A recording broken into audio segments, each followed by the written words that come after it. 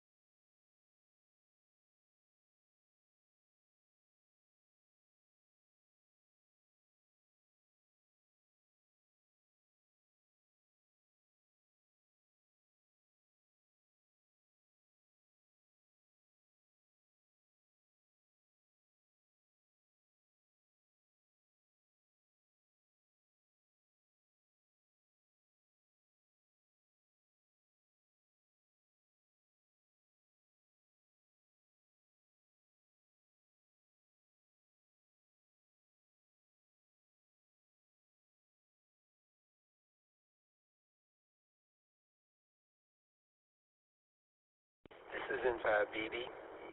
I'll be starting Skynet in about 4 minutes.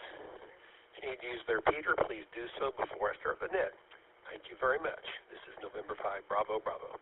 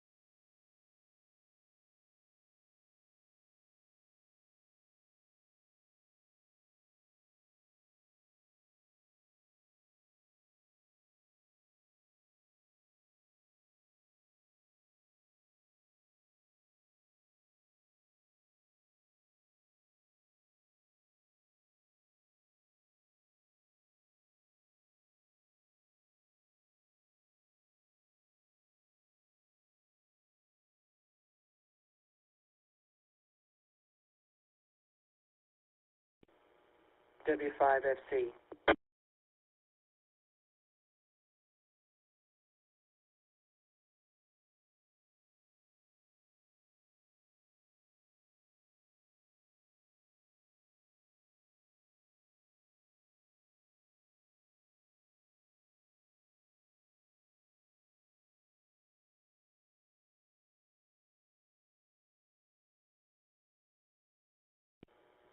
Afterglow Movie Net, Saturday, 10:30 p.m., W5FC.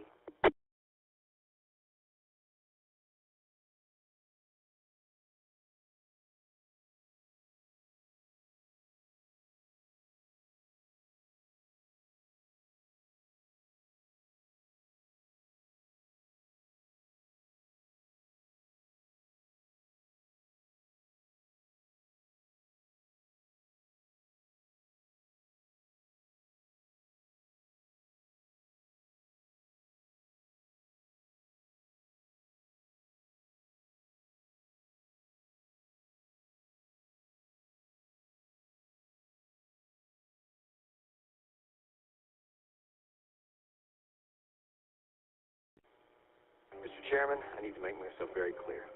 If we uplink now, Skynet will be in control of your military. But you'll be in control of Skynet, right? That is correct, sir. Skynet.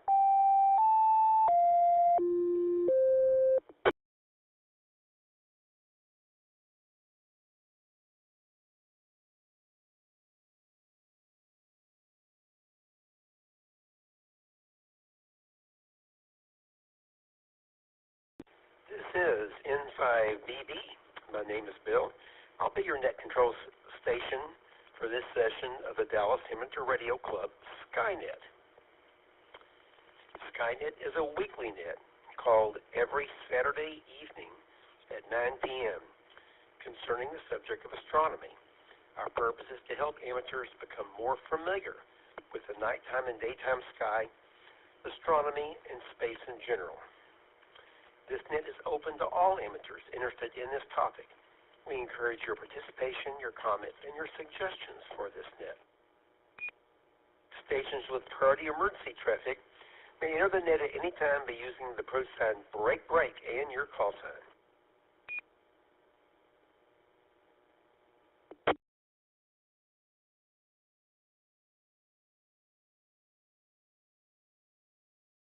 This is a directed net. Please do not transmit without direction from net control, that would be me, and stations are reminded to identify the end of your transmissions. This weekly net operates at 146.88 megahertz with a PL tone of 110.9. Check-ins via Echolink are also possible using a W5FC-R station ID or Echolink node 37247. and I am monitoring Echolink if you need to send a message to me via text message on Echolink.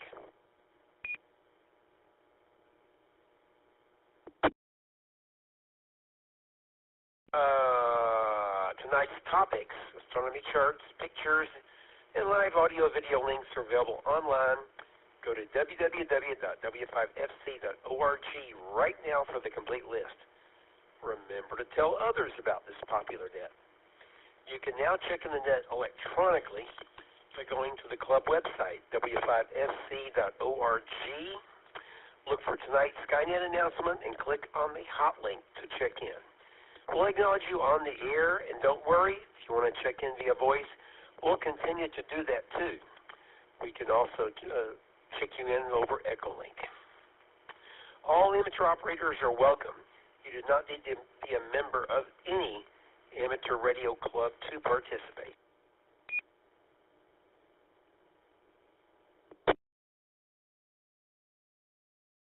The net is 90 minutes long, structured in several parts.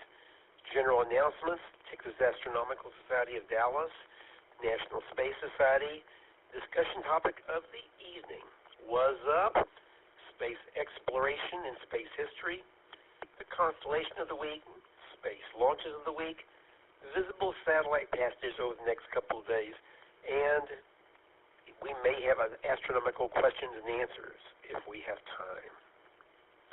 All amateurs licensed to transmit on this frequency are invited to check in. We currently have the following people checked in via the web form. Myself, Tom, KE5ICX, Clay, N5OS, Dale, N5LIG, Robert, AA5AH, Chaz, and Bob the Cat, KF5JHA, and Tony, NT5TM. Remember, you too can check in using the web form by going to w5fc.org and look for the net announcement up near the top of the page. Not right at the top, but near the top. Okay, that's the only people that are here so far. So, now let's start with short-time check-ins. If you'd like to check in, but you can't do it, you can't stay very long, please come now with your call sign, name, and your location. This is Skynet in 5BB Net Control, looking for short-time check-ins.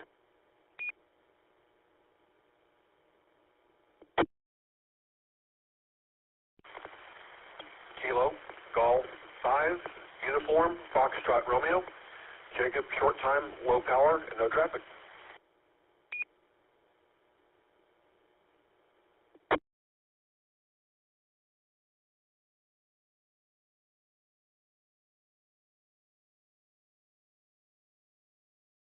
Okay, I recognize one short-time check-in. Hello, Jacob, KG5UFR. Okay, now let's go to general RF check-ins. If you'd like to check in on voice, please come down. We'll do Echolink later. Come down. What we need is your call sign, your name, and your location. Your call sign, your name, and location. General RF check-ins. Please come now. This is N5BB, and this is Skynet. This is Whiskey 5, Bacon, Lettuce, Tomato, W5BLT, Bill, Garland.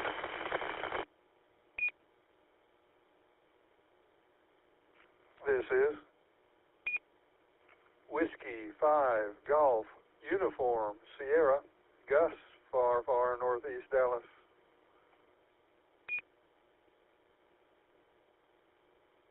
Kilo 5, Juliet, Delta Whiskey, John and Coppell.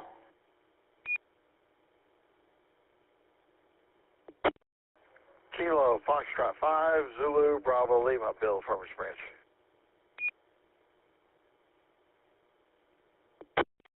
This is Kilo, Golf 5, Whiskey, Victor, Lima, James and Carrollton.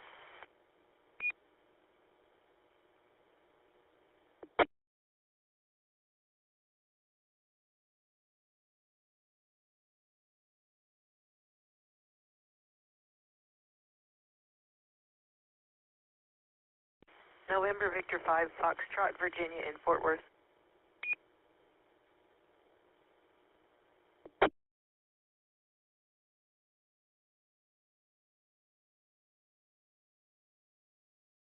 Okay, let's pause there. I'd like to recognize W5BLT, Phil, W5GUS, Gus, K5JDW, John, KF5ZBL, Bill, KG5WVL, James, and NZ5F, Virginia. Do we have any other RF check-ins for Skynet? If so, please come down.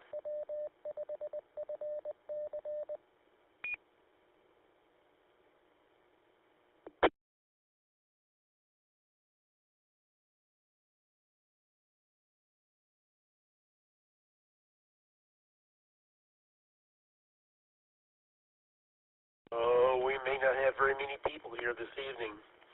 One more try. Anybody else want to check in on RF for Skynet? If so, please come down with your call sign and your name and your location.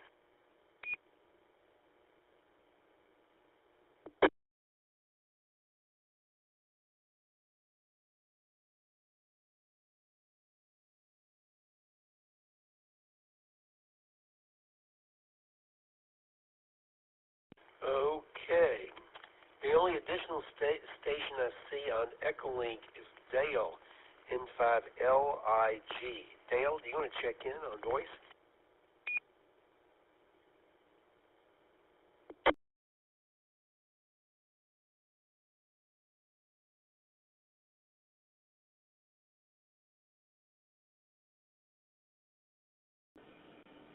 Hey, this is N5LIG. Good evening, everyone. Dale, mobile, but on my way to Dallas. N5LIG.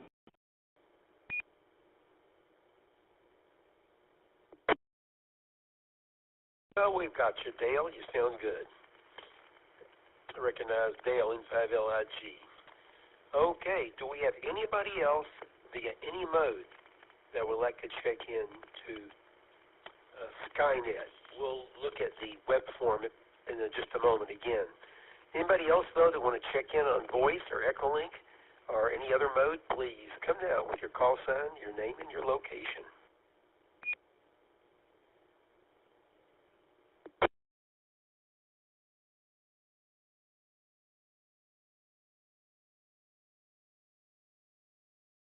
Okay. I'd like to recognize NT5TM, Tony, and AB5DM, Dustin. And I believe that catches me up to everybody that's tried to check in. One more try. Do we have anybody else that would like to check in via any mode to Skynet? If so, please come down. This is Whiskey Bravo 4, Mike Foxtrot, India, WB4MFI, Ted, Dallas, low power. Hello, Ted. I recognize WB4MFI. Okay, let's move forward. We'll have time later for additional check-ins. So, general announcements. So first I'll give these, and then I'll see if anybody else has any additional ones. The Afterglow movie at 10:30 p.m. is the 13th floor, a 1999 movie. We'll have more about that later. On Monday, we have MCOM 101 Net starting on this repeater at 7 p.m. And there's a big lecture and lab the Dallas Image Radio Club is doing this month. It's going to be a big battery box. Check W5FC.org for more details. Does anyone else have any general announcements for the net? If so, please come down.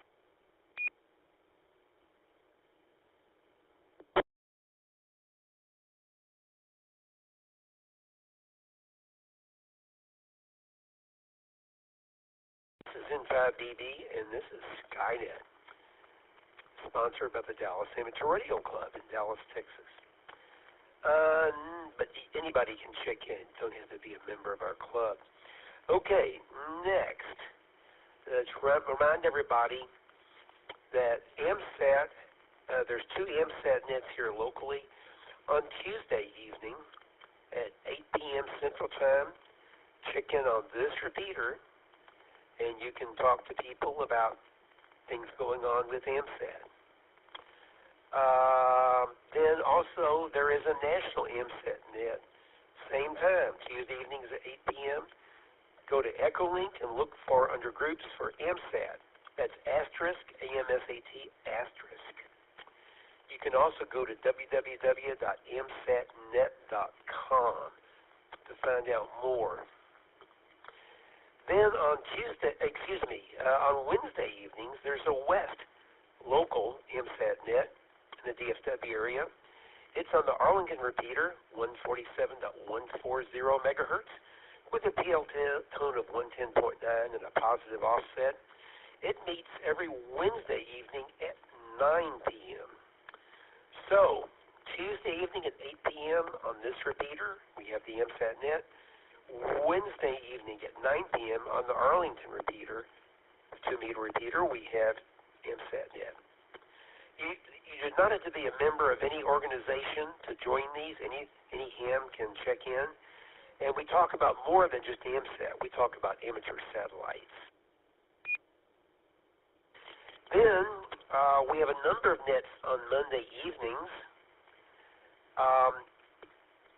We're going to have, this is the second Monday evening of the month here coming up. So we're going to be talking about emergency communications with the MCOM 101 net. Learn about emergency communications at 7 p.m. on Monday evening on this repeater, day after tomorrow. There's other nets going on other Mondays. On Saturdays, we have the Night of Nets. We have TechNet starting at 7 p.m.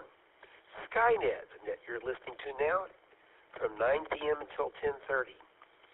And then at 10:30 p.m., we have the Afterglow movie net. Tom, KE5ICX. Tom, can you tell us what's going on with this Afterglow movie tonight?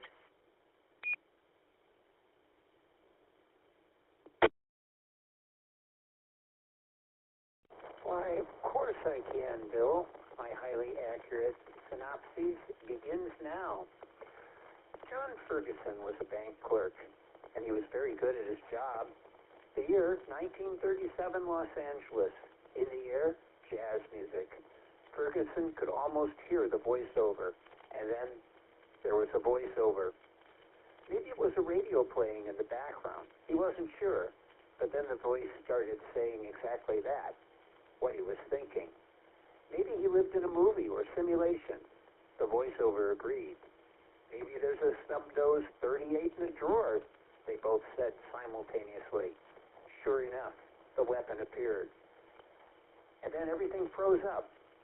Ferguson, being the bank clerk he was also using the new typewriter spreadsheet program. You type it. A VR memory hog. The entire simulation started slowing down. Out his window was Windows, showing CPU usage through the roof and displaying on a virtual roof across the street. He knew what this meant, a reboot. This wouldn't be easy, as you would have to drive from Main Street, press the police call box button, and then drive in heavy traffic to the donut shop across town and press coffee on, and then zoom downtown to City Hall and press the up button on elevator 3. Finally, it was a long trip back home to see if the VR rebooted. Nothing happened. The voiceover reported, "It was just another day in the City of Angels. Abort, ignore, retry." Ferguson got back in his car and headed to the racetrack so he could clear the message. Join us for a mainstream movie that actually seems kind of interesting. Well, actually it is. The 13th Floor from 1999, tonight at 10:30 p.m. And here's a tech tip for you. Don't forget to fill up your car before starting the movie, just in case your computer might need a reboot. So that's the 13th floor. There's a hot link to it on the website for Skynet if you want to get a quick overview of it. This one's going to be a good one, I think. A very interesting film with a lot to talk about. So come on by, even if you haven't seen the movie, you might want to get a few tips. Back to you, Bill, KE5ICX. Oh, Tom, do they play music from the 13th floor elevators?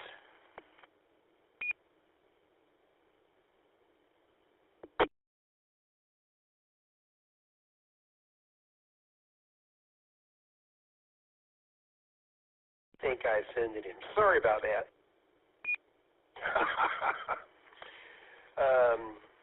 That's a 13th floor joke from people that remember the 60s and early 70s.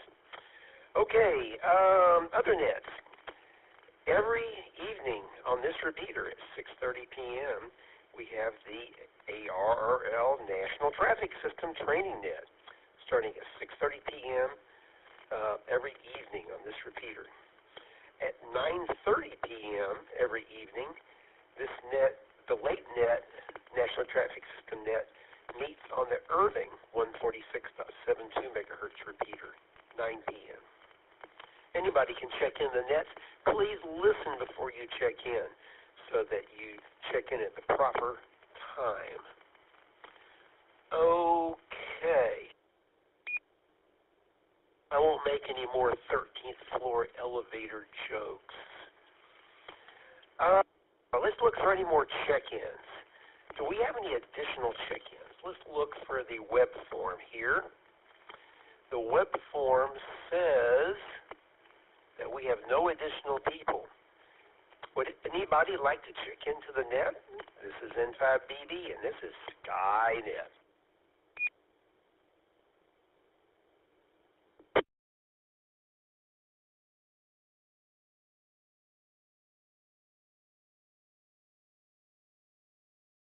I think a lot of people must be out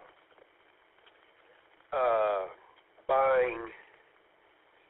They're at the grocery store buying food and drink for the Super Bowl parties tomorrow afternoon. Okay, I think it's time for the Texas Astronomical Society of Dallas events. Chaz, where can we look through a telescope? KF5JHA, N5BB, Skynet, progress.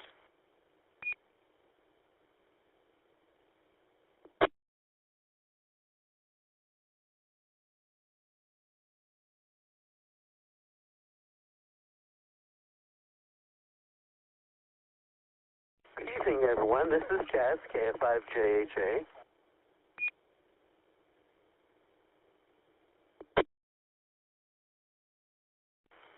On February the 27th, that's in a few days, about 3 weeks, is the next Texas Astronomical Society of Dallas Club meeting. The meeting is going to be held at 7:30 p.m. in person at the University of Texas at Dallas, and also held on Zoom. The featured speaker is going to be Donald Ficken. His topic is going to be the Library Telescope Program. Yep, if you're a member, you can actually borrow a telescope from the library. Well, it's not a library. Well, it is a library. The Texas Astronomical Society of Dallas also hosts Saturday night public observing sessions in this area. Skynet was picked to be on Saturday night, so there could be live reports from the Texas Astronomical Society of Dallas public observing sessions. On the first Saturday of the month, that would be tonight, stargazing is held at Fairview. Is there a radio operator at the stargazing that would like to make a report? Come down with your call sign.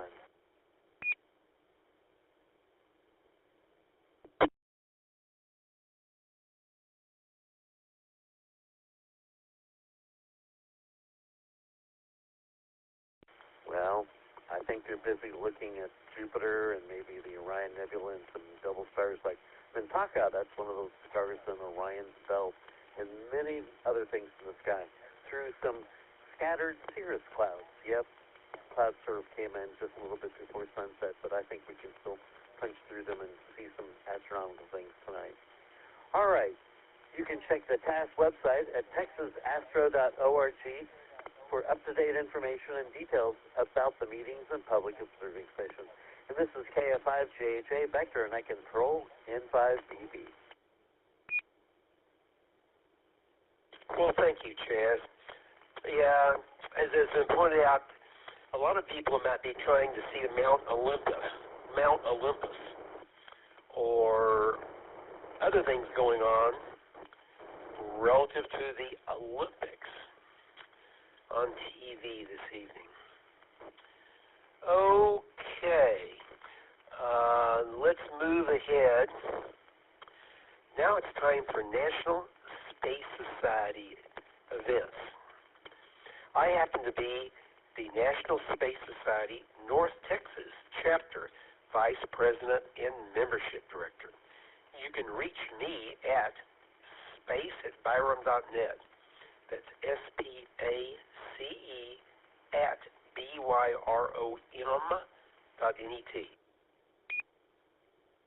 The National Space Society is a nonprofit group based in the U.S., which is interested in the exploration and development of space and the creation of a spacefaring civilization.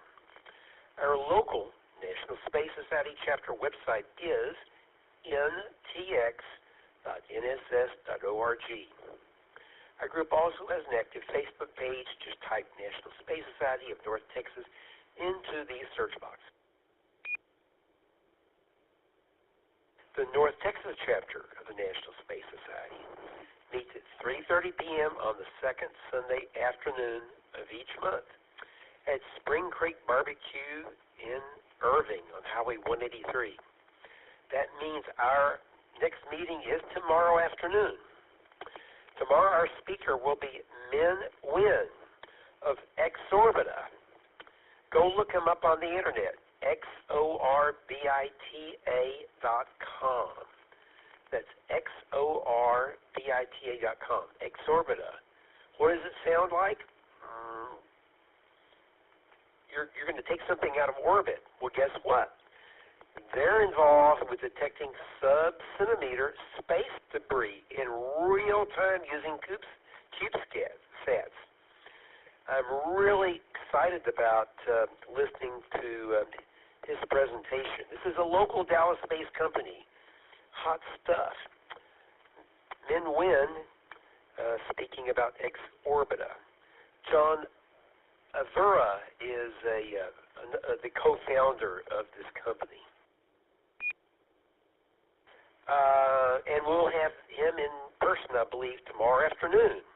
You can meet him. A space-based company right here in Dallas. And, by the way, our meeting will be over before kickoff time for the Super Bowl. That's correct. The presentation is from 4 to 5, and the kickoff isn't until 5:30. Our local National Space Society chapter is sponsoring space-related special award prizes at the Dallas Regional Science and Engineering Fair. That's right, Science Fair prizes. This will be at Fair Park in Dallas on Saturday, February 28th. I'll be there along with our other National Space Society people, and we'll be judging students' science fair projects to find the ones that are spacey. And last but not least, on the last Friday, well, not last but not least, near coming closer to the end, on the last Friday evening of each month from 6 to 8 p.m., the National Space Society North Texas chapter sponsors a social event called Space Rendezvous at Cheddar's Restaurant, 700 West Highway 635 in Irving. You do not need to be a member of any organization to attend. The January Space Rendezvous was held a week ago, and 6 people were there. We discussed the upcoming Artemis II launch and other topics. The next Space Rendezvous will be held on Friday, February 27th. Always the last Friday of the month, as long as there's not some major holiday like Christmas on that day. Now, the big National Space Society event each year is the International Space Development Conference, ISDC. ISDC 2026 will be held at Tyson's Corner, Virginia, which is not far from Washington, D.C. The dates are June 4th through the 7th of 2026. I'll be there along with several other people from our local chapter. There's a lot of cool stuff there. You can meet astronauts. At some of our ISDCs a couple of years ago, you could have met in person listened to and met in person, had dinner with Jared Isaacman, who is now the head of NASA, and you could have seen William Shatner in Los Angeles 2 years ago giving a talk from the stage. There's lots of cool people that come to ISDC. Lots of space scientists, too. If you have any questions about the National Space Society, please contact Bill, N5BB, at my QRZ-listed email address or at space@byram.net. That's all I got there. Okay, any questions or comments or any additional check-ins to Skynet?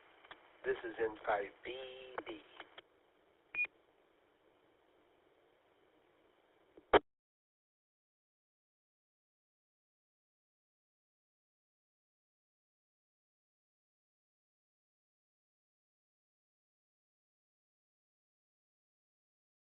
Okay, sounds like no additional check-ins. Nobody on, additionally on Echolink, nobody on the web form. I think we've tapped all the available people. Now we have discussion topic of the evening by myself. 40 years ago, a new look at lessons from the Challenger disaster. So, starting off a little preview here, Artemis 1 was originally scheduled to fly in spring of 2022, but it didn't get off the ground until November. The mission was successful, sending an uncrewed Orion capsule around the moon for a splashdown back on Earth. The rocket experienced multiple liquid hydrogen leaks during its pre-launch campaign at Kennedy Space Center Launch Complex 39B. I think you've probably heard that number before, 39B, very famous launch complex, requiring replacement of a soft seal gasket. This contributed to extensive delays for that mission. That was Artemis 1 back in 2022, unmanned.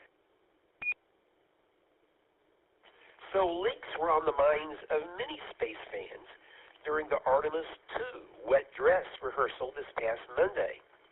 Also at Pad 39B, that's right, that same famous launch pad. Record low temperatures affected the Florida Space Coast and caused difficulties with various dress rehearsal activities. And seals associated with the rocket were leaking. In this case, they were hydrogen seals. NASA is delaying the manned Artemis 2 mission until next month, with the first launch window between March 6 and 11.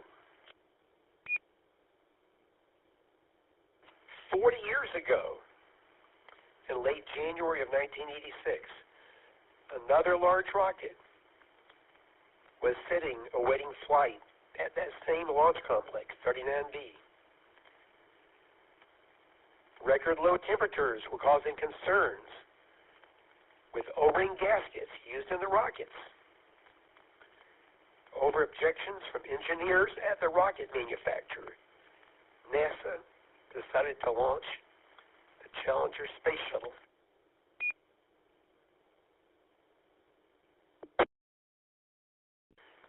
I may break up a little bit here. It's a little emotional. The following report is from the Washington Post, which, by the way, has been in the news the last 24 hours. Krista McAuliffe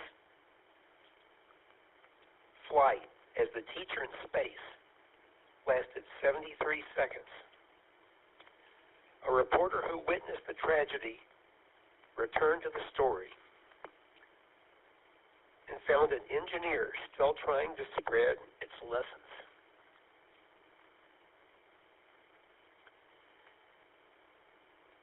Just a moment. Tom threw all this stuff in here, but I've got to pull up. Oh, here we go. Okay. This article, by the way, is by Michael Kranish, Kranish. As high school teacher Kristen McCullough prepared to be strapped into the Space Shuttle Challenger, Brian Russell, an official at the company that built the craft's solid rocket boosters, had just participated in a fateful teleconference from his Utah headquarters. Like every other engineer in the conference room at Morton Fire Coal on that day 4 decades ago, the 31-year-old Russell opposed launching because the bitterly cold temperature at Florida's Kennedy Space Center threatened the O-rings that sealed the rocket boosters. Their managers initially supported this conservative view, but Russell listened in dismay as they reversed themselves under pressure from NASA officials and senior company officials, and signed off on the launch. This is N5BB, and this is Skynet. The mission ended in catastrophe for the reason that Russell feared. A story I know well as a reporter who covered McCullough and witnessed the Challenger's explosion. But for those involved in this tragedy, the families of the astronauts and those who approved the launch, much about this story is perhaps even more relevant today than it was on January 28, 1986. The belief that there are still lessons to learn from the disaster is what led Russell last year to take an extraordinary step that, until now, has received no public notice. He visited NASA centers across the country, telling the Challenger story in hopes that similar mistakes will not occur as the space agency prepares to launch 4 astronauts on Artemis II, which is scheduled to fly by the moon as soon as, well, it was going to be this last week, now it's going to be March. The lesson of Challenger is not just about the O-rings that failed. For Russell and colleagues who accompanied him on the NASA tour, understanding the human causes behind the Challenger disaster provides still crucial lessons about managers who fail to heed the warnings of their own experts. Russell made his tour to make sure NASA officials heard it from us and heard the emotional impact that we felt. America's finest. On that day 4 decades ago, I was standing alongside McCullough's parents and friends. I was a reporter in the Boston Globe's bureau in Concord, New Hampshire, and I was assigned to follow McCullough, her journey from Concord, New Hampshire, to Cape Canaveral. I visited McCullough in her home, flew with her son's class to Florida, and witnessed the disaster. As the 40th anniversary neared, I revisited McCullough's journey, documented in my clippings as well as thousands of pages of books, reports, and previously unpublished material. I tracked down the handful of surviving former officials involved in the launch decision, including the rocket company manager who reversed himself and signed off on the launch. What I found are intertwined stories. One of McCullough and her fellow crewmates determined to revive interest in the space program, and another of behind-the-scenes turmoil as rocket engineers all but begged that the launch be scrubbed. This is N5BB, and this is Skynet.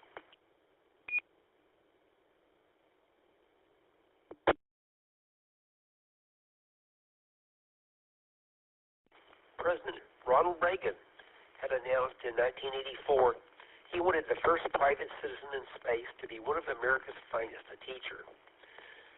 McAuliffe was chosen by a government-approved panel in July 1985 from 11,000 applicants to be the space teacher, invariably portrayed in media as a small-town teacher with a nervous laugh. She was, in fact, a teacher like few others, a bit of a rebel who is bursting to speak about inequality, woeful pay, and the power of politics, if only she was asked. McAuliffe, age 37, taught a history course called The American Woman, which included study of astronaut Sally Ride, who in 1983 became the first American woman in space, assigned to the Challenger. 2 years later, when McAuliffe learned that Reagan had sought a teacher to be the first civilian in space, she filled out an application seeking to follow in Ride's path, which, as it happened, would be aboard the same space shuttle. As a woman, I have been envious of those men who could participate in the space program and who were encouraged to excel in the areas of math and science, McAuliffe wrote in her application. I felt that women had indeed been left outside of one of the most exciting careers available. When Sally Ride and other women began to train as astronauts, I could look among my students and see ahead of them an ever-increasing list of opportunities. In the article, by the way, there's a picture of Krista McAuliffe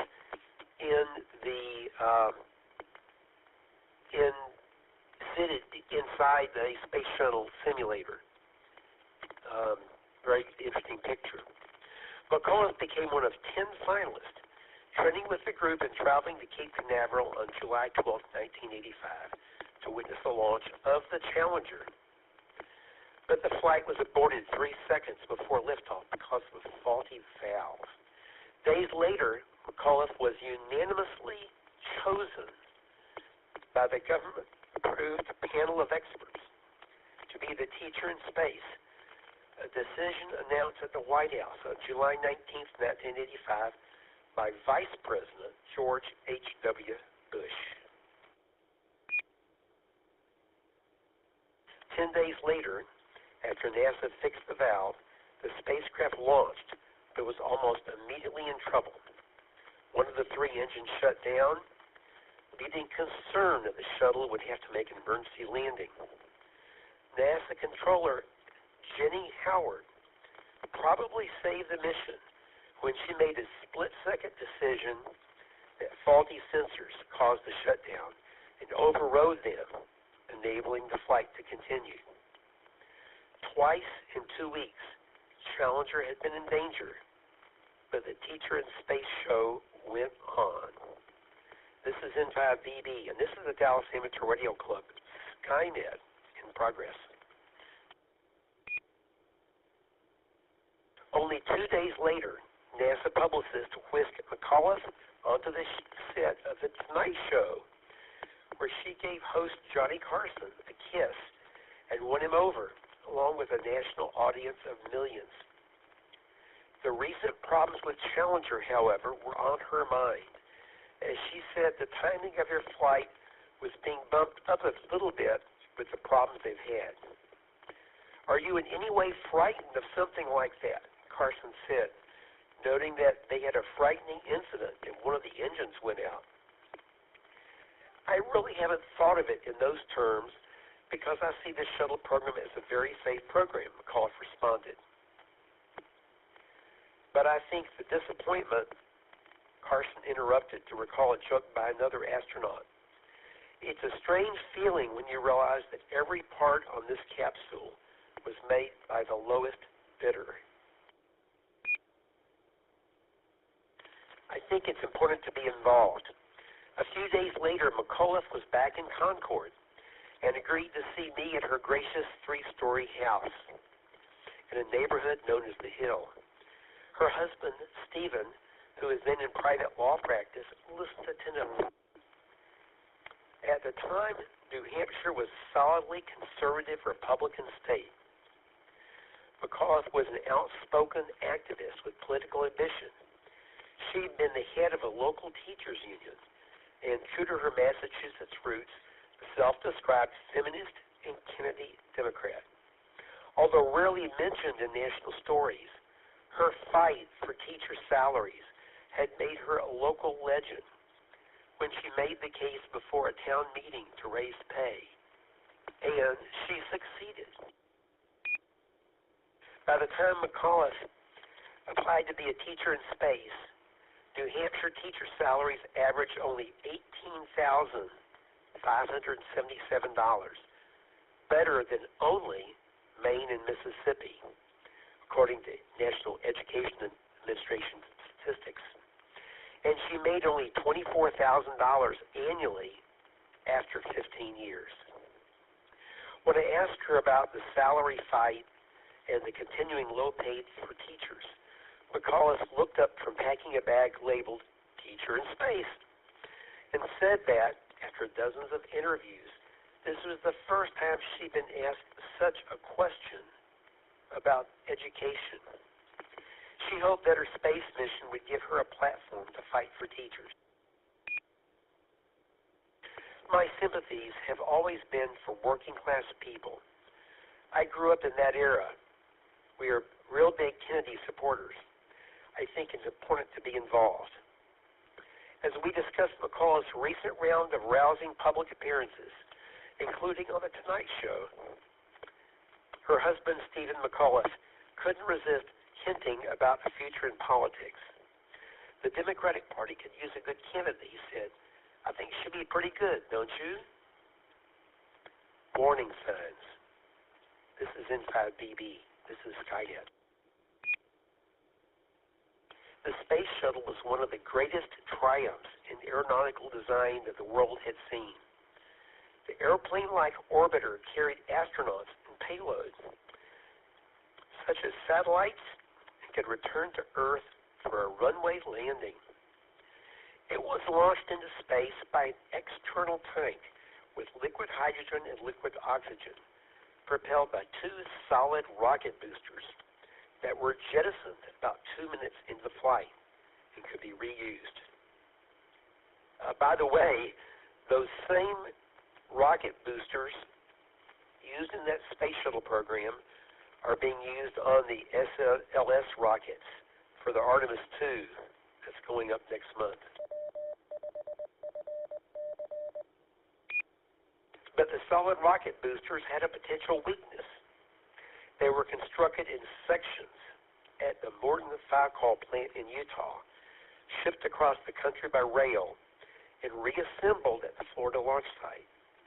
This meant the rocket was fit together at a series of seal joints, as they were called, which would have to be sealed with an O-ring, the supersized version of a rubber seal on a kitchen faucet. The O-rings are only a quarter-inch thick, wrapped around the rocket sections at a circumference of 37 feet. It was well known that the slightest leak in an O-ring could be catastrophic, so a second seal was added for redundancy. NASA insisted the rockets were so secure that the probability of failure was too small to calculate. They could fly every week for 100 years without incident, the government asserted at one point. Indeed, when a NASA official briefed McAuliffe and others, he said if a crucial part should fail, a backup assured success, citing a need for such redundancy to prevent a burn-through in the solid rocket boosters, because we're very concerned about the first 2 minutes you're on the solid rockets.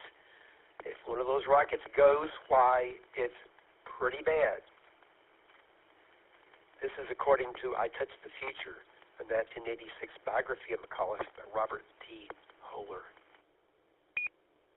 But the warning signs have been piling up. 7 months before McAuliffe's selection was announced, Morton Fowl Call engineer Roger Boystrolli was alarmed at what he saw during an examination. Rockets retrieved after the launch of Space Shuttle Discovery. That spacecraft had launched after days of what was called a once-in-a-century freeze, in which temperatures at the launch pad dropped to 18 degrees. Boystrolli's post-launch inspection found damage to O-rings that he determined had been caused by the cold. Yet when tests confirmed Boystrolli's thesis, management insisted that this position be softened. Boystrolli later said at a MIT speech. Boystrolli was so concerned that his warnings were being ignored that on July 31st, 1985, the same day McAuliffe appeared on The Tonight Show, he wrote a memo to his superiors, ominously titled SRM O-ring erosion, potential failure criticality. This letter is written to ensure that management is fully aware of the seriousness of the current O-ring erosion problem. Boystrolli wrote, if there was a repeat of an O-ring problem that occurred on an earlier mission, he feared the result would be a catastrophe of the highest order, loss of human life.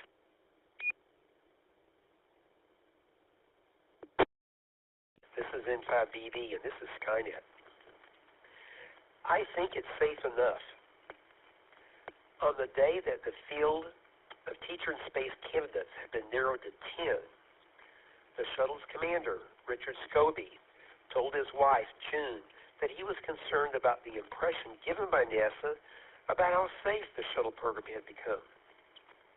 They have 10 finalists, and they're really counting on how safe it is to fly the shuttle now, Scobie said, as June recounted in an interview this month with the Washington Post.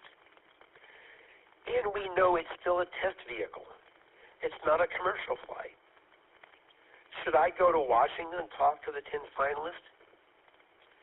June told her husband that he should go, and if any of them wanted to back out, that's a good time. Scobie delivered his warning to the finalists. None backed out. That's N-O-N-E, none backed out. After McAuliffe was chosen and traveled to Houston for training, she visited June at her home. Do you think it's really safe? McAuliffe asked. Krista, no one really knows for certain, but if it's safe enough that I'm encouraging my husband to fly, then I think it's safe enough, June responded. Thinking back on the moment almost 40 years ago, June recalled, she appreciated that. And that's all I could say. What did I know? McAuliffe returned from her round of interviews to an intensive training schedule, much compressed compared to that of astronauts, and earned the admiration of skeptical colleagues who at one time saw her as taking away a seat from others who had been waiting years for their turn. Eventually, the view was that she had become so popular that she might be the savior of the shuttle program. As launch day approached, McAuliffe had allowed me to accompany her son's flight to Florida on January 22nd, 1986. Scott, 9 years old and accompanied by his third-grade classmates, sat in a window seat as he drew a Martian on a pad. He was looking forward to the launch and visiting SeaWorld to see a killer whale. As the United flight descended through the clouds, Scott looked out the window and saw Kennedy Space Center and the launch pad from which his mother was scheduled to lift off. Somebody called to him to play a game, I wrote, but Scott stayed by the window, transfixed. This is N5BB, and this is Skynet. Determined to fly. For several days, launches were planned and scrubbed. McCullough's father, Ed Corrigan, a plain-spoken and proud dad, wandered onto a Cocoa Beach store that advertised teacher and space souvenirs. The store offered him a 10% discount on large buttons with an image of his daughter. And, as he told it, he bought dozens. And I'm giving them out like cigars, he said. She was very anxious and couldn't wait until liftoff. The cancellations have made NASA the butt of jokes on national newscasts, particularly the hapless circumstances of January 27th, which CBS anchor Dan Rather called a red faces all around, high-tech low comedy. That day's flight was postponed after technicians noticed a screw protruding from a door latch and could not locate a drill to remove it. Then when a drill was found, its battery could not be located. Finally, after hacksawing the screw, high winds canceled the launch.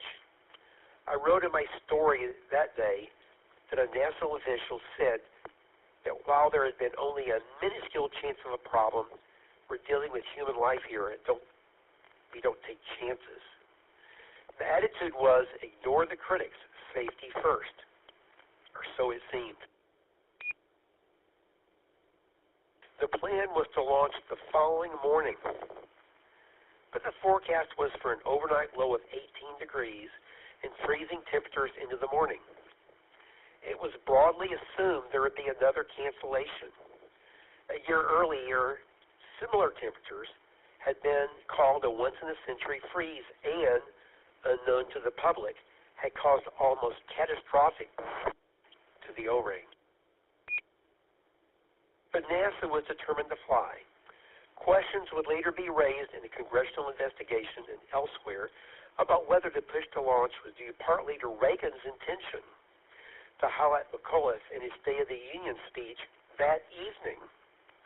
But White House officials denied exerting pressure.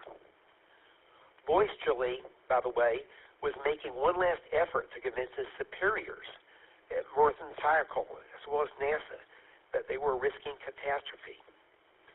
He was joined in a meeting at the company's Utah facility by Brian Russell, the engineer who had recently been promoted to project manager. This is N5BB and this is Skynet. Russell came prepared with data that underscored his concern about whether the O-rings would fail in cold weather.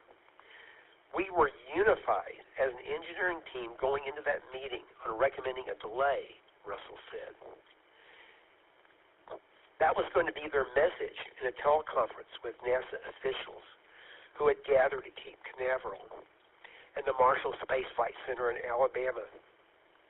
Around 9 p.m. Eastern Time, about 12 hours before the scheduled launch, Boyce Gillet said that no launch should take place if the temperature was below 53 degrees, which seemed to rule out a launch given the forecast. The final word seemed to come from Morton Thiokol's Vice President, Joseph Kilminster.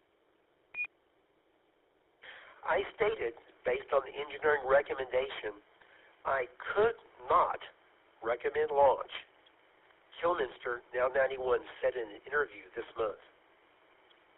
That would have been the end of the discussion. But NASA officials, who had come up with their Teacher in Space program partly to offset criticism of their costly inability to launch as many shuttle flights as promised, were aghast. While stressing they wouldn't go against the rocket maker's recommendation, they made clear they wanted the liftoff to proceed. My God, Thiokol, when do you want me to launch? April? Said Lawrence Malloy, the NASA Solid Rocket Booster Project Manager, according to congressional testimony. The data NASA officials told Martin Thiokol was not conclusive. They pressured the company officials to further explain its reasoning. Company officials said they wanted to discuss the matter privately and muted the teleconference. As Russell recalled it, the company faced great pressure, including the likelihood that NASA was about to solicit competition to build future rockets. We as a company had a very, very strong desire to please our customer, Russell said.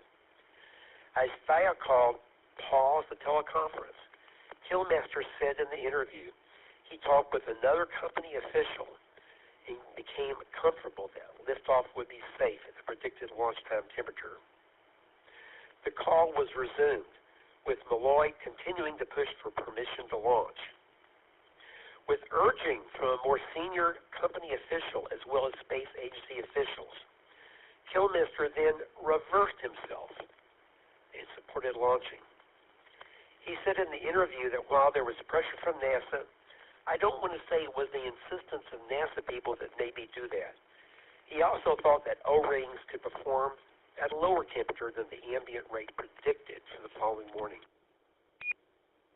Looking back, Russell said he wished he had spoken up so that NASA officials on the call would have realized there was strong internal dissent.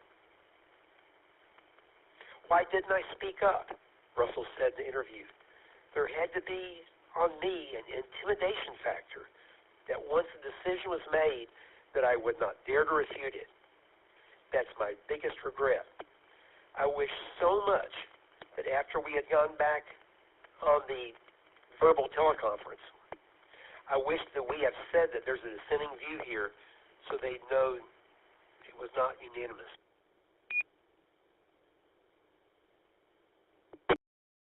Russell concluded that NASA had turned decision-making on its head.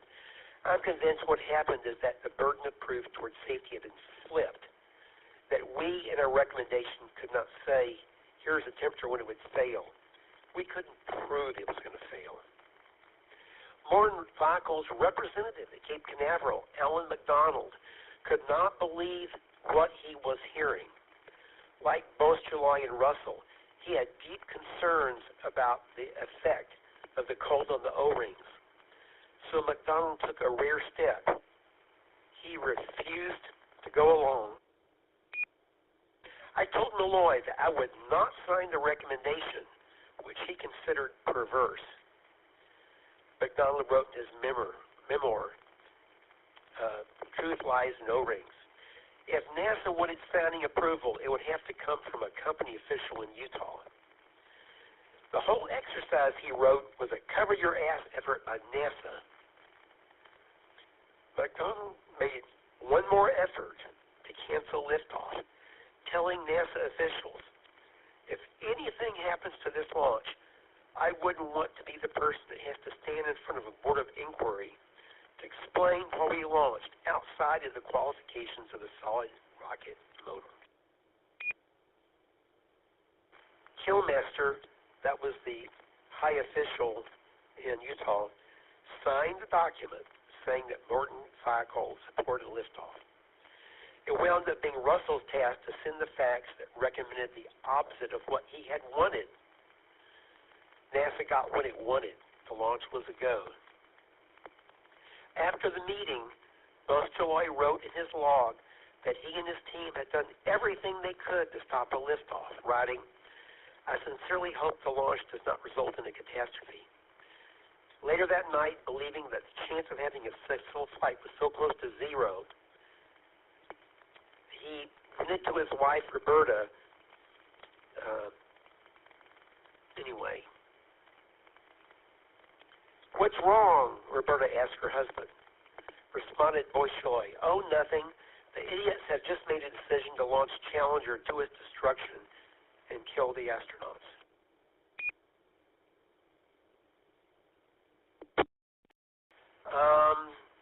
It's getting late in the net, so I'm going to skip a bunch of very interesting things. 3, 2, 1, the children shouted. A voice from a loudspeaker exulted. Liftoff of the 25th Space Shuttle mission. It has cleared the tower. Look at it, all the colors, one child said. Then, where is it? 73 seconds into flight. Massive white plumes billowed from the rockets, panning curlicue contrails.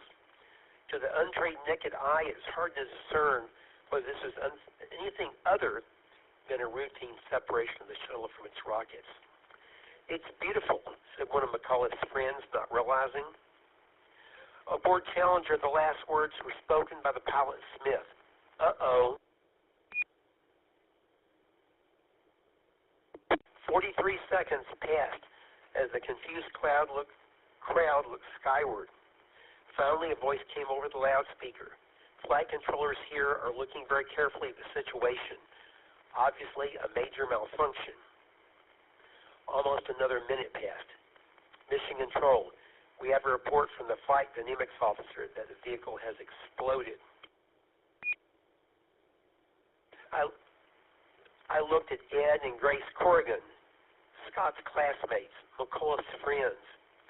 Contingency procedures are in effect, said the monotone voice from the speakers. Oh my God, said one of the chaperones for Scott's classmates. Everyone get together. A friend who had talked earlier with McCullough exclaimed, "It didn't explode, it didn't explode." The Corrigans looked shell-shocked, squinting at the white streaks spinning across the sky, obscuring the craft that carried their daughter. Finally, they inched down the steps of the grandstand, whisked away by a NASA official. Only later it was determined the vehicle had not entirely exploded. At least some of the crew members were probably briefly alive, perhaps for as long as 2 minutes. Evidence later showed that Smith's personal emergency airbag had been activated for him by another astronaut, and that Smith had turned a switch to regain power. But they were in an uncontrollable piece of the shuttle. Escape was impossible because NASA decided there was no need to plan for such an emergency. The cabins slammed into the ocean. The remains of the bodies would be recovered from the bottom of the sea. Reagan canceled his State of the Union speech. He instead delivered a brief address, paraphrasing a famous poem by American aviator John McGee called High Flight. They slipped the surly bonds of earth to touch the face of God.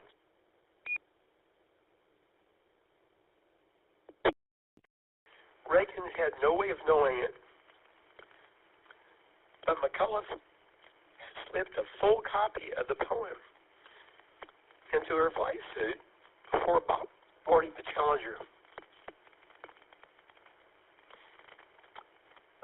I'm going to stop reading this. That's the important information. Let's see if there's a final comment. I guess that's it.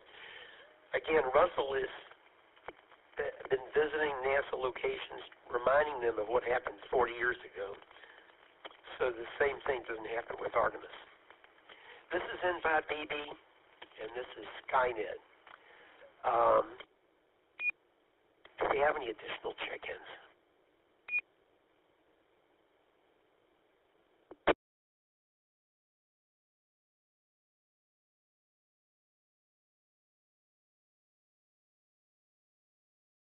I'm sorry that was such a long article, and I didn't read all of it, but I thought it was crucial to hear this 40 years after the event, when we're getting ready to go back to space again with humans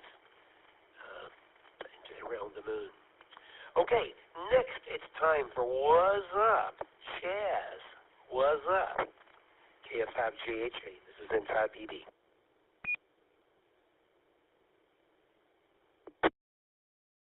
Thanks, Bill. This is Chaz, KF5JHA. Before I begin What's Up, I just thought I'd let you all know that there was another teacher training beside Krista McCullough as a backup to the teacher in space. Her name was Barbara Morgan. After the disasters of the space shuttle, Barbara Morgan was brought to the forefront, and she actually did launch, I believe, in 2007. But my story is I got to go through a training program along with 24 other educators at the Johnson Space Center back in 2002. Barbara Morgan and her husband were part of the training that we went through for 2 weeks. And I kissed Barbara Morgan in front of her husband. That's another story that I've told on this Skynet in the past. Anyway, let's go to What's Up. Slide Master, slide number 2. I'm talking about slides because we have a video version of Skynet over on YouTube. To get to that, go to W5FC.org and click on the link, and you can go to YouTube. I'm watching it over on my tablet while I'm doing 3 different screens on my computer over here. So, we call this segment of Skynet What Is Up because it's all about what's going on astronomically over the last couple of weeks and what will take place over the next couple of weeks and beyond. Slide Master, slide number 3, please. We've talked about the predicted nova of the star T Corona Borealis, which may erupt at any time. It is currently at a brightness around 10th magnitude. I just checked moments ago, and that's much too faint to be able to see with just your 2 eyes. T Corona Borealis was supposed to go nova more than a year ago. One recent prediction for T Corona Borealis to go nova was on November the 10th of 2025. Well, that didn't happen. So another prediction is on June the 25th of this year. When it does go nova, T Corona Borealis could become as bright as the North Star, which is 2nd magnitude. I can see the North Star with just my eyes from my very light-polluted location here in Mesquite, Texas. Slide Master, slide number 4, please.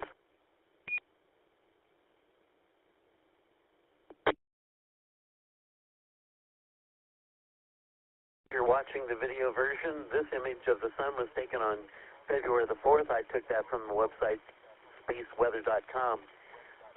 The sun has been very active over the last several days, and in fact it's launched toward the Earth 6 different X-class solar flares. If you don't know what that means big explosions on the sun pointed toward us.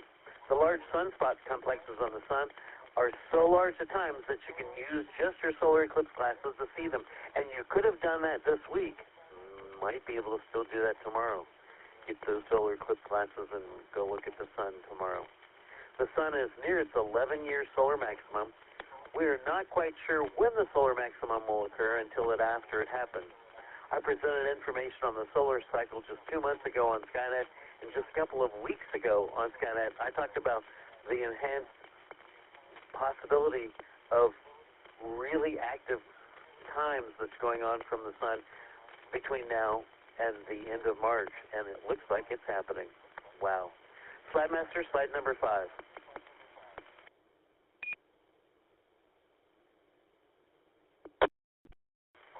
Full moon was on February the 1st, so the current phase of the moon is a waning gibbous. Third quarter moon is on the day of February the 9th. On February the 10th, the moon is at apogee, which is the point in the moon's orbit that is furthest from the Earth at a distance of 404,576 kilometers. New moon is on February the 17th. On the first quarter phase of the moon will be on February the 24th. Also on February 24th, the moon will be at perigee, which is the point in the moon's orbit that is closest to the Earth at a distance of 370,135 kilometers. Slide Master, slide number 6.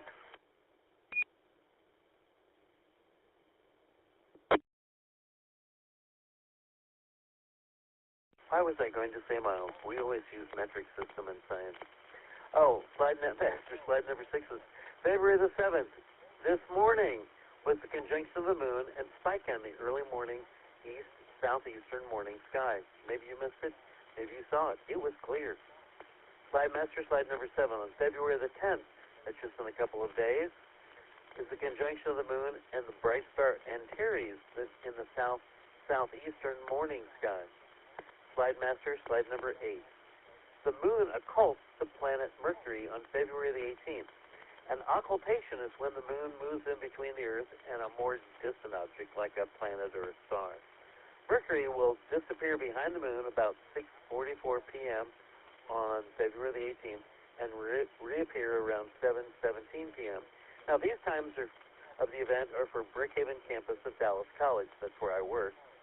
Times will vary for other locations.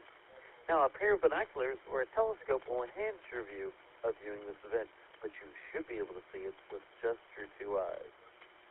Wow. Well, it's in the twilight, so binoculars probably might be the best thing. Slide Master, slide number 9.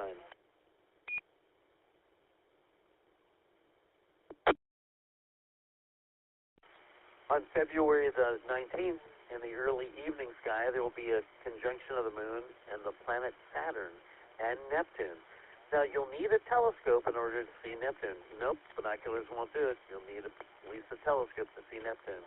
But if you've not seen any of these things and you do have a telescope, this might be a time since they're close together. Slide Master, slide number 10. The moon and the minor planet Ceres and the moon are in conjunction in the evening sky on February the 20th.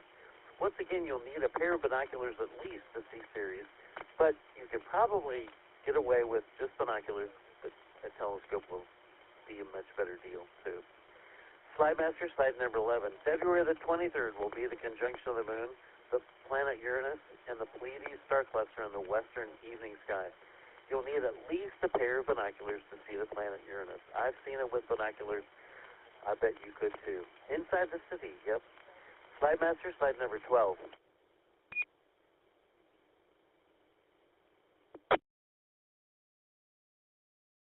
On February the 26th, the moon and the planet Jupiter are in conjunction in the evening sky.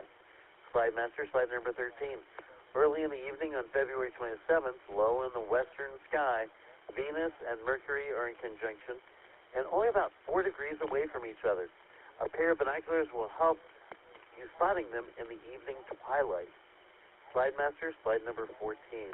The moon and the bright star Regulus are in conjunction in the western morning sky on March the 2nd. And slide Master, slide number 15.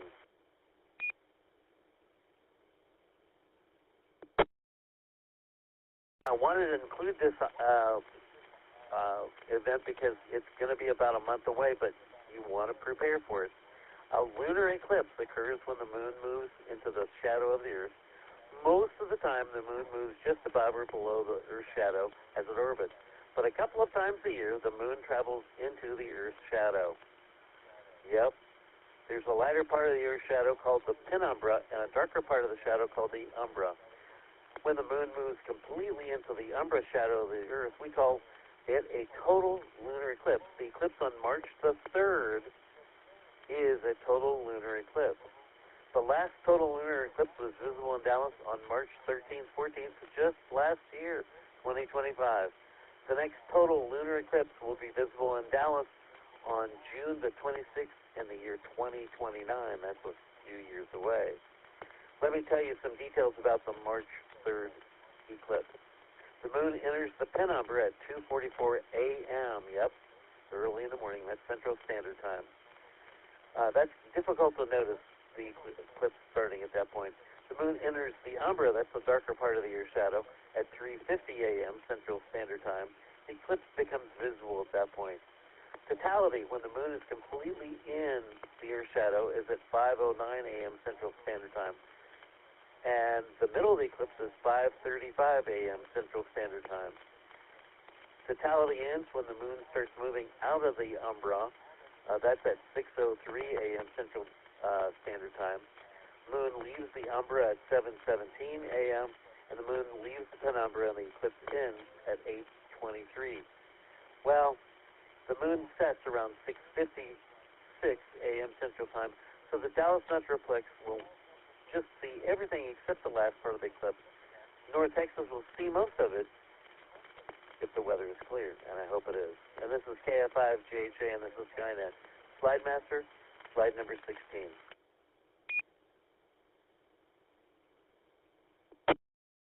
Do we have anyone out there in Radioland that has a question or need a fill on any of the information I've given to you? Or maybe you just have a general astronomy question. Come now with your call sign if you have a question or need a fill.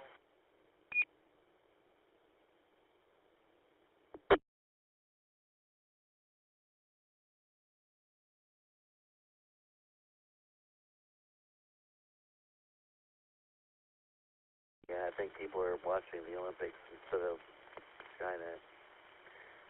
So, slide master, slide number 17. So as the moon wanes next week, so do these words. Oh, actually, it's waning right now. For this segment of Skynet, stay safe, keep well, pray for our world. It's the only one where humans live right now. Until next time, well, I was going to probably do another segment on Skynet called the Constellation of the Week, but I think we're going to pass on it this week because we're running late. So, net control, let's skip that part. This is KF5JJ, and this is Skynet, transmitting on the W5FC repeater at 146.88 megahertz. Skynet is also available on Echolink and YouTube. Back to our net control in 5BB. Thank you, Chaz. I think that's a good idea. I'd like to recognize Al, KN5EEE, who checked in on the web form. Okay. So, I just lost my script. There it is. Okay, next, let's go to space exploration in space history. Gus, W5GUS. Tell us more. This is in 5BB. Okay, thank you, Bill. W5GUS here with some space exploration news. Let's see, starting on January 30th this year, astronomers have produced the most detailed dark matter map yet, using gravitational lensing data from 800,000 galaxies observed by the James Webb Space Telescope. This breakthrough enhances our understanding of the universe's large-scale structure. All right, and on February 2nd this year, NASA's Perseverance rover has completed its first AI-planned drive on Mars. The onboard AI system, AutoNav, enables the rover to independently choose its path, marking a milestone in autonomous planetary exploration.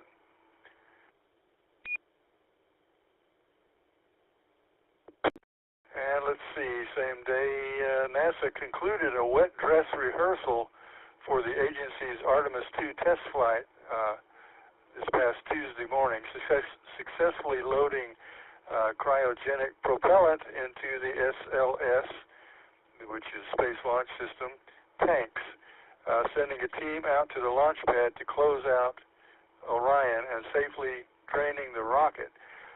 The wet dress rehearsal was a pre-launch test to fuel the rocket, designed to identify any issue and resolve them before attempting a launch. Liquid hydrogen leak was found in the Space Launch System's core stage, the main part of the rocket. Although crews were ultimately able to fill the rocket with liquid hydrogen and carry on with much of the dress rehearsal, the leak began to increase in the final minutes of the rehearsal. So now NASA is no longer moving forward with the February launch, as you heard Bill talk about. Will be at earliest will be in March. Okay, over February 3rd and 4th of this year, a significant solar flare occurred, accompanied by a coronal mass ejection, a CME. Though not Earth-directed, this event signals the sun's increasing activity as it nears the peak of its solar cycle. A massive sunspot, AR4366, has unleashed 6 X-class solar flares, with the largest reaching X4.2 magnitude. These intense eruptions can cause radio blackouts and other earthly disturbances. Scientists are vigilantly tracking this active region as it moves across the sun. Okay, and February 4th, good news for space enthusiasts and NASA. The House Science, Space, and Technology Committee just gave NASA the green light for a new authorization bill. This bill is a big step forward in reaffirming the United States' commitment to being the big cheese in space exploration. It's all about NASA's ambitious Moon to Mars human exploration program. With bipartisan support, the agency has a clear path ahead for its long-term goals in deep space.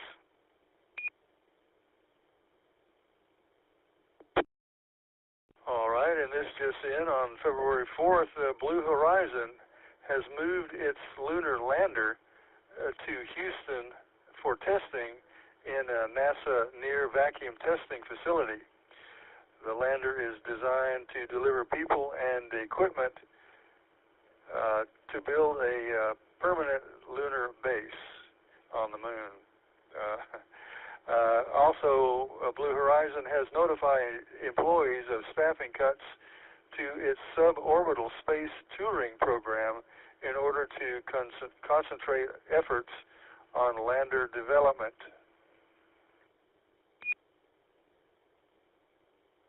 All right, Texas A&M, also on the 4th, Texas A&M University has created TAMU Spirit, SPIRIT, a new orbital research platform that will be deployed on the International Space Station. This platform will give facility researchers and students at Texas A&M the chance to do all sorts of experiments in the unique environment of low Earth orbit. It's a big deal because it'll open up space-based research to more academic institutions also. All right, space-related birthdays is next. February 5th, 1984, Johnny Kim was born. He was a former Navy SEAL who was selected as a NASA astronaut in 2017. He is scheduled for his first space flight in April 2025 for Expedition 7273 aboard the International Space Station.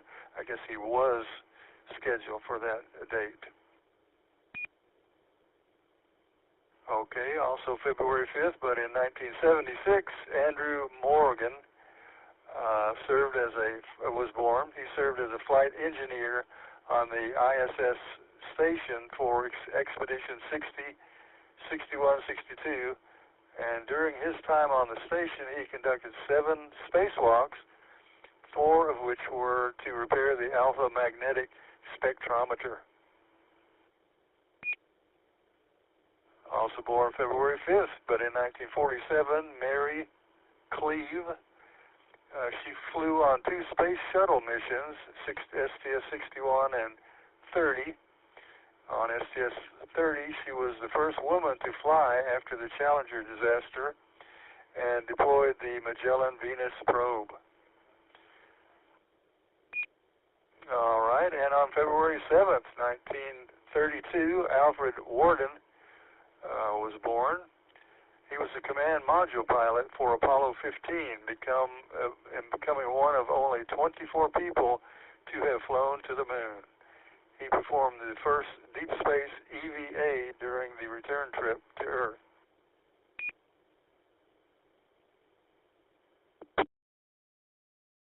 Okay, February 7th, 1963, Heidi Marie Stefandivision was born. She is a former NASA astronaut who flew on 2 space shuttle missions, STS-115 and 126. Across her 2 missions, she completed 5 spacewalks to help with the assembly of the International Space Station.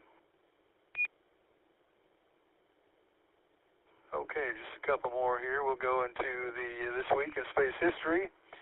The Soviet Union's, on February 3rd, 1966, the Soviet Union's Luna 9 was the first spacecraft to successfully land softly on the moon. It touched down in the ocean of storms and sent back the first ever images from the lunar surface. These photos reveal a rocky crater-filled landscape, surprising scientists who had expected smoother terrain. Luna 9's achievement marked a major step in the space race and set the stage for future moon missions. All right, and February 5th, 1974, NASA's Mariner 10 made history as the first spacecraft to use a planet's gravity to reach another.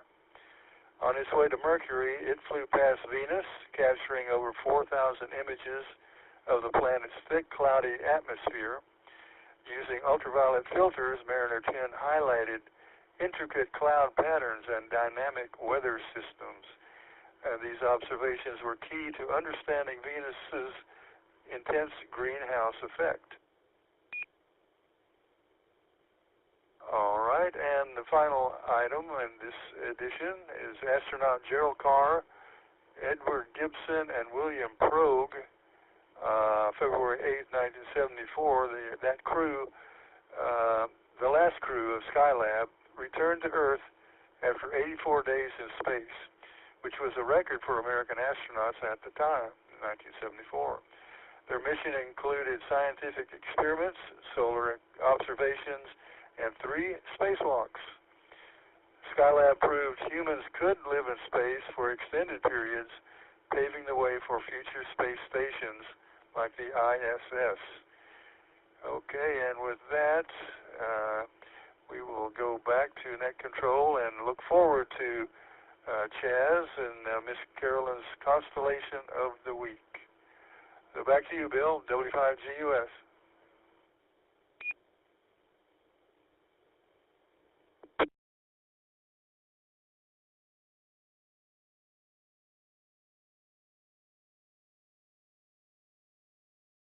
Okay. Thank you, Gus. Do we have any questions, comments, or check-ins? This is N5BB. This is Skynet.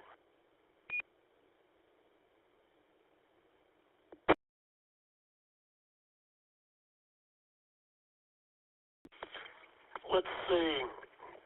We're going to skip the Constellation of the Week. Tom, are there any exciting space launches for the week? If there's anything exciting, give them, and then we'll close the net. K5ICX and 5BB.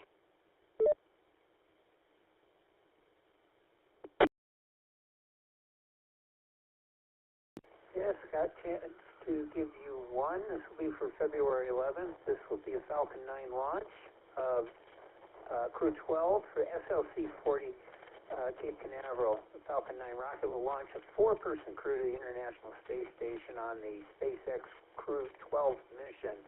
NASA astronauts Jessica Meir will command the mission alongside and fellow NASA astronaut Jack Hathaway. They're joined by mission specialist Sophie Adenot, European Space Agency astronaut, and Andrei Fediev, a Roscosmos cosmonaut. This will be the second flight for Mir and Fediev, and the first flight for both Hathaway and Adenot. The quartet will conduct a long-duration mission aboard the International Space Station. Following stage separation, the first stage boosters... I'm completely operational, and all my circuits are functioning perfectly. Afterglow movie net. Adjacent to the launch pad at Space Launch Complex 40 at Cape Canaveral Space Force Base Station. That's it, Bill. Back to you. KE5ICX.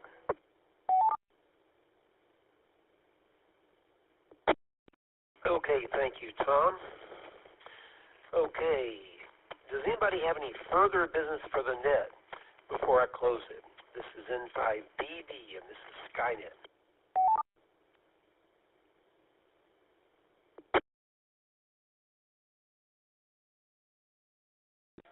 Tonight we had 18 stations participating. Thanks to everybody who checked in this evening. We hope you join us here next week and every Saturday night at 9 p.m. to discuss astronomy, space, and space exploration. On this net, the sky is never the limit. We're always looking for net control stations for this and all other Dallas Amateur Radio Club nets. If you'd like to try your hand, send an email to nets@w5fc.org. You can follow topics and discussion about this net, astronomy in general, Facebook and X, etc., and video and audio streams, etc., by going at w5fc.org at the conclusion of this net. Until next Saturday night, this is N5BB, Bill. I'll be closing the net at 10:31 p.m. local time. We're returning the repeaters to normal amateur use. 73, everybody. Enjoy the evening discovering the universe. And over to you, Tom. What are you going to do about Afterglow? K5ICX, this is N5BB. Good evening.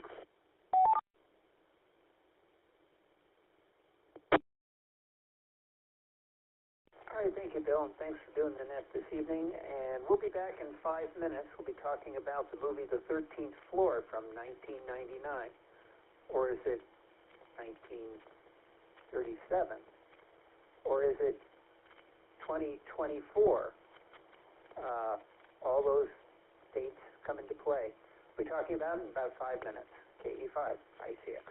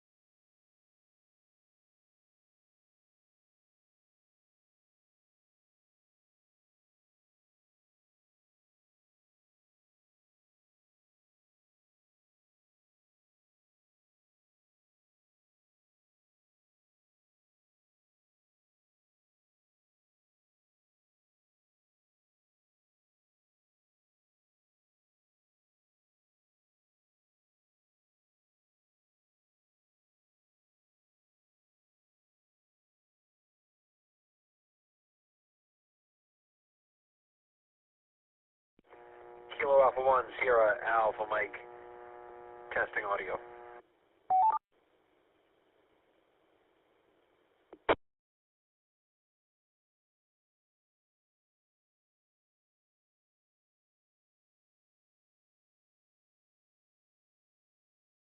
You have a slight hum. This is N5BB. Thank you. You know, I just got an Anytone down in the middle of programming as a base station. I have one in my car, just hook this up as a base station.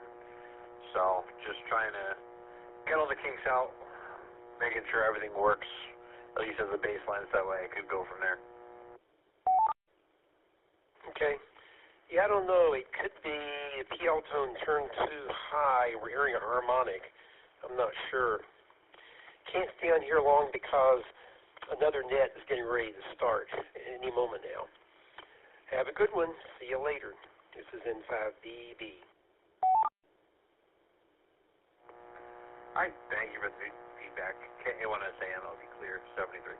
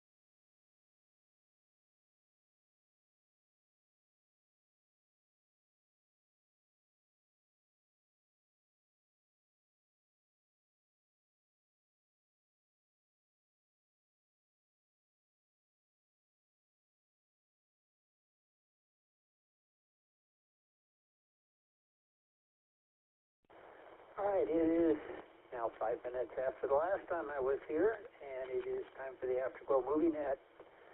Tonight's movie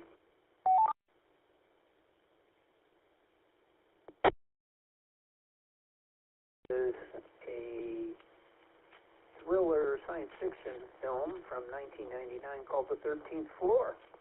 Here's a little bit of information about it. It says it came out in 1999, written and directed by Josef Rosnek, and produced by Roland Emmerich Centropoulos Entertainment. It's loosely based on Daniel Cowboy's 1964 novel Simulacron 3. Try and say that.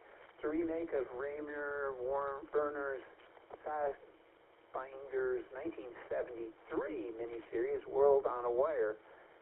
Film stars Craig Durko, Gretchen Moy, Armin Mueller-Stahl, Vincent D'Onofrio, and Dennis Haysbert. In 2000, the 13th Floor was nominated by the Saturn Award for the Saturn Award for Best Science Fiction, but lost to The Matrix. I think that was probably a bad thing, since The Matrix was a more popular movie, but I think this one was actually better. Let me tell you the plot. This is from Wikipedia. It says in 1999 Los Angeles, Hannon Fuller owns a multi-billion-dollar computer enterprise as an inventor of the newly completed virtual reality simulation of 1937 Los Angeles, filled with simulated humans unaware they are computer programs. When Fuller is murdered just as he begins premature testing of the VR system, his friend and protege Douglas Hall, who is also the heir to the company, becomes the primary suspect. The evidence against him is so strong that Hall begins to doubt his own innocence. Between interrogations by LAPD Detective Larry McBain, Hall meets Jane Fuller, Hannon's estranged daughter, who intends to shut down the new VR system. Hall then romances her. When a local bartender is murdered after he claims to have witnessed a meeting between Hall and Fuller on the night Fuller was murdered, Hall is arrested. He's really pleased that when Jane gives him an alibi.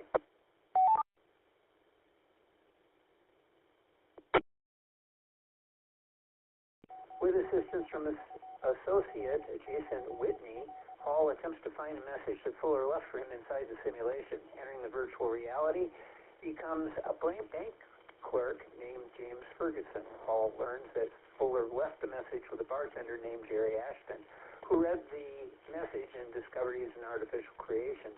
Ashton becomes suspicious of Hall as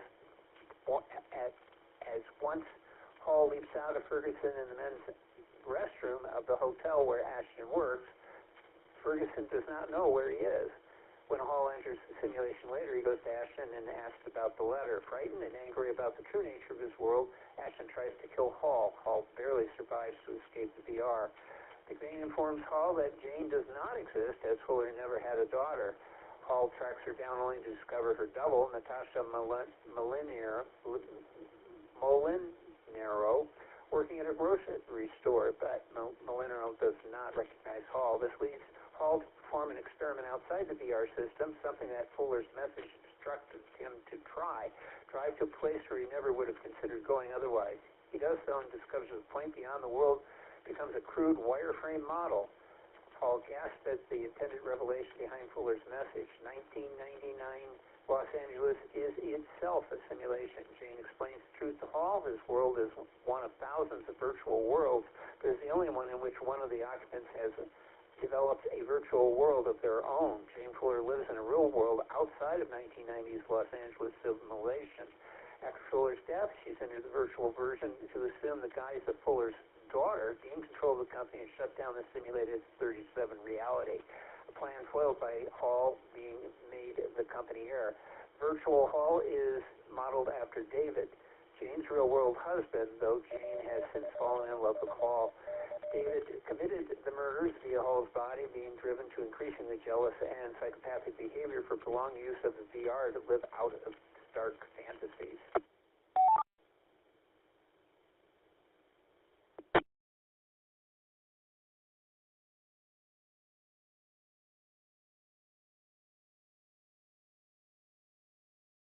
Car.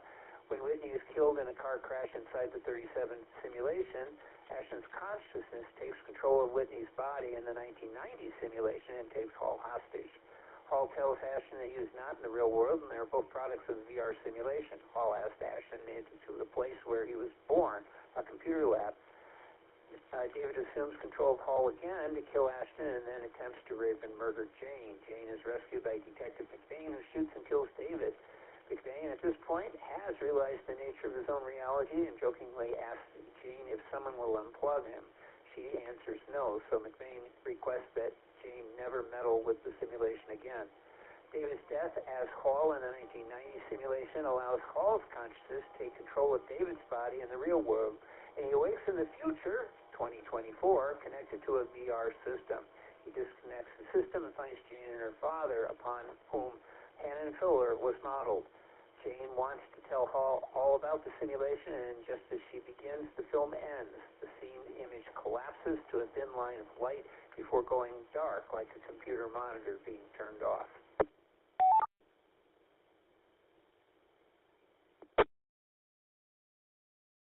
So there you have it, the very Twilight Zone-like plot to this story. I can see how audiences might get confused with three different characters played by the same actor and actors as it goes on, as we have two virtual realities and a real reality, apparently. It got pretty bad reviews overall, although I thought it was quite good myself. It says, bad script and confusing plot undermine the movie's impressive visuals. Well, that's okay, I guess that's from Rotten Tomatoes. I think you have to pay attention if you're going to really enjoy it. Other films like it, The Matrix and Exhibitionist. I don't know. Maybe Tony can tell me how to pronounce that.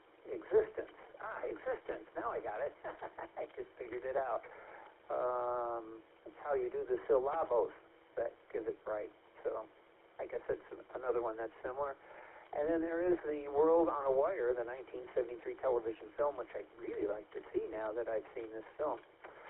Okay, with that, this is what we'll do. We'll go ahead and take check-ins. We'll find out your call sign first, your name, and did you see this particular film? If you didn't, you can go ahead and talk about The Matrix or any other VR stuff. I think this will be a really good and lively discussion, provided we get enough people to check in tonight. It's kind of light on the last net. Maybe this one will be a little bit livelier. We'll find out, I guess.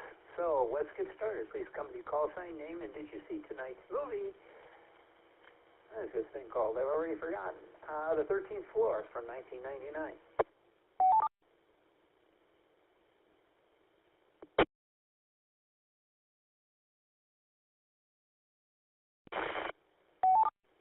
Whiskey 5, taking lettuce, tomato, W5FC, Bill.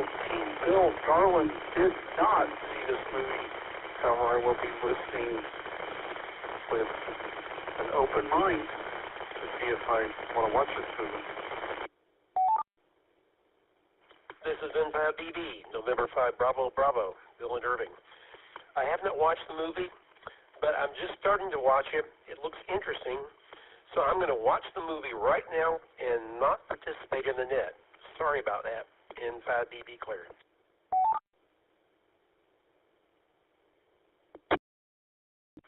November Victor 5 Foxtrot, Virginia. I did see the movie.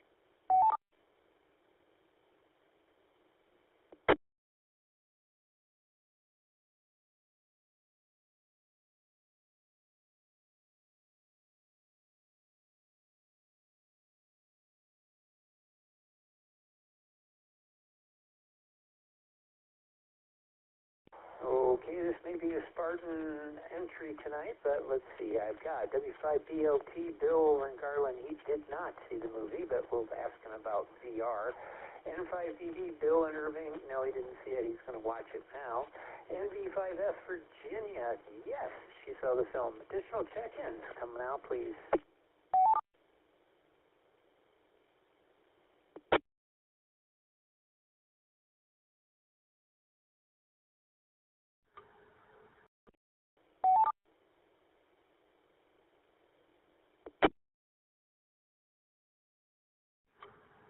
This is Whiskey 5 Echo Bravo Bravo, David in Springtown. And yes, I saw the movie.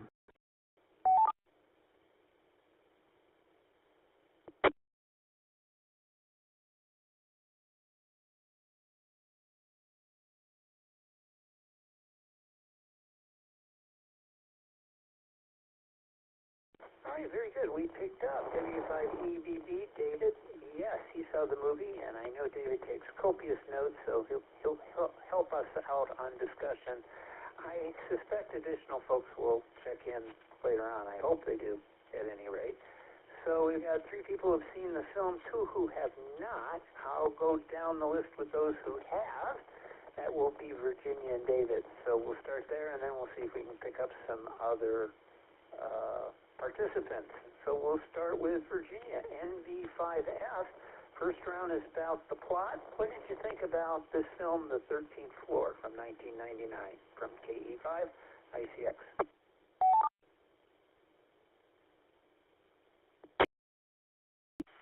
Thank you, Tom. Well, first of all, I do distinctly remember this movie coming out. I remember seeing previews for this and The Matrix around the same time. I'm not sure how close their release dates were, but I remember those both being out kind of very close together, and remembering that I noted to myself how similar the basis for them was. But I had never seen this one. I feel like it's not a matter of whether it's better than The Matrix or The Matrix is better than it.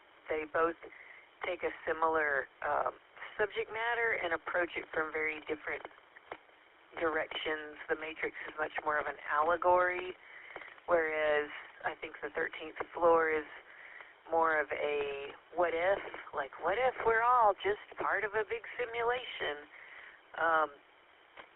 and it turns it into more of a thriller, more of a mystery, because I was running late for this because I was doing something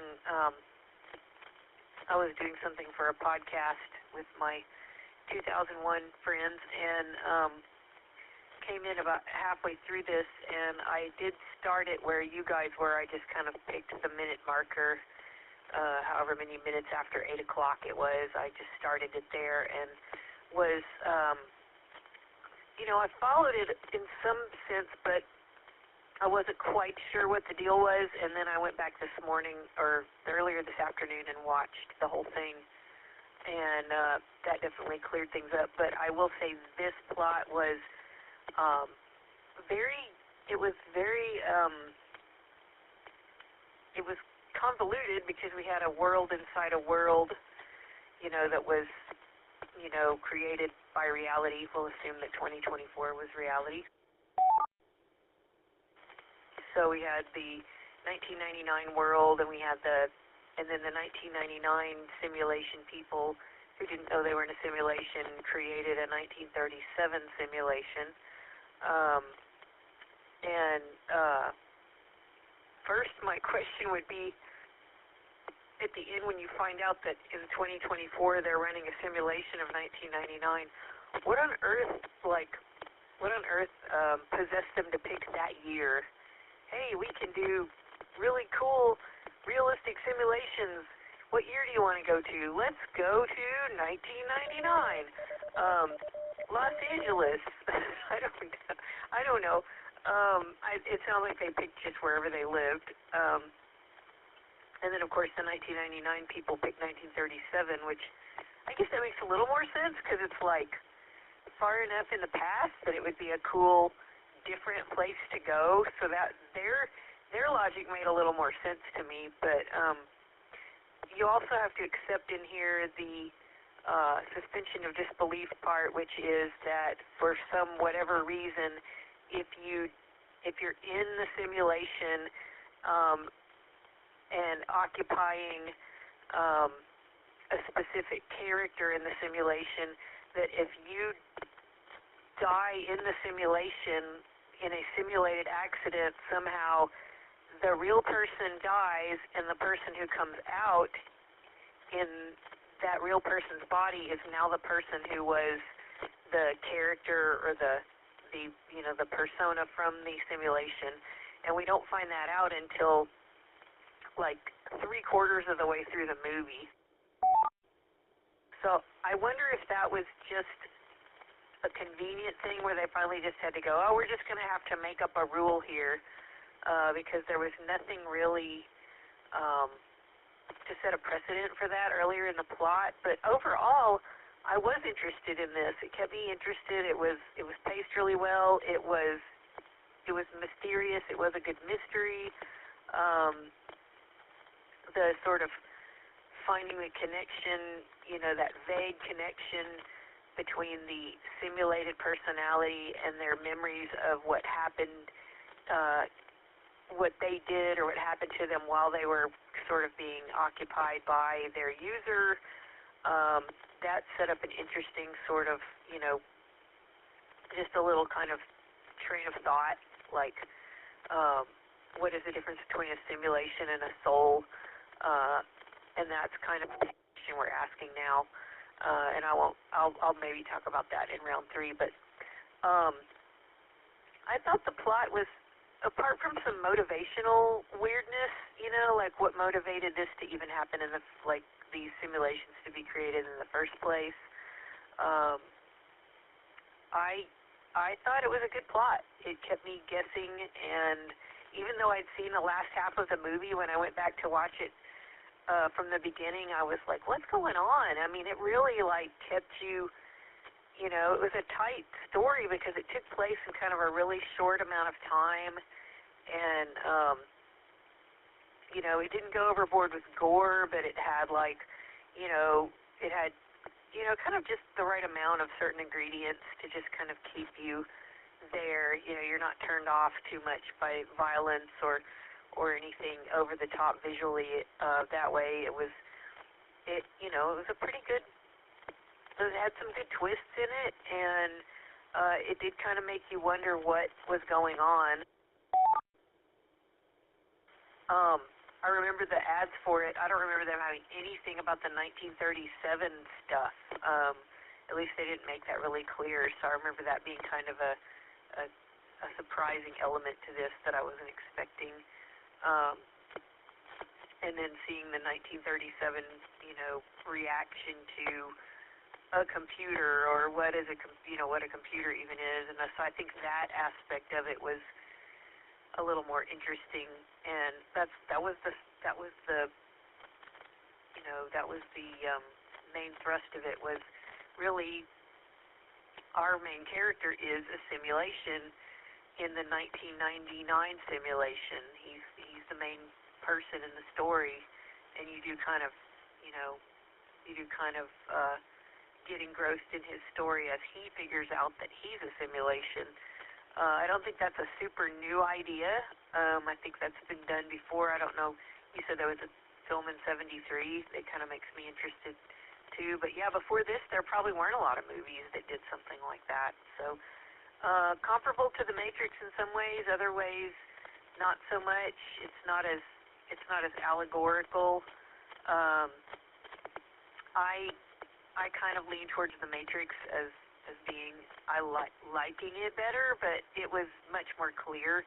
This began sort of the era that we're in now, which has gone awry. This was a good version of it, which is just enough exposition to keep you going, but you could at least, if you really just pay attention, you can figure out what's happening. And this is a movie you totally have to pay attention to or watch at least twice.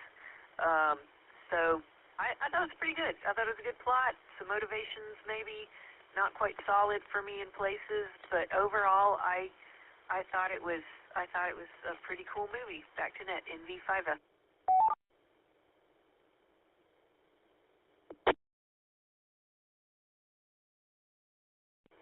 Hey, thank you, Virginia. Great comments. Next up is David, W5EDB. David, get your notebook out. Tell us, what did you think about the film from KE5, ICX? Spotlight.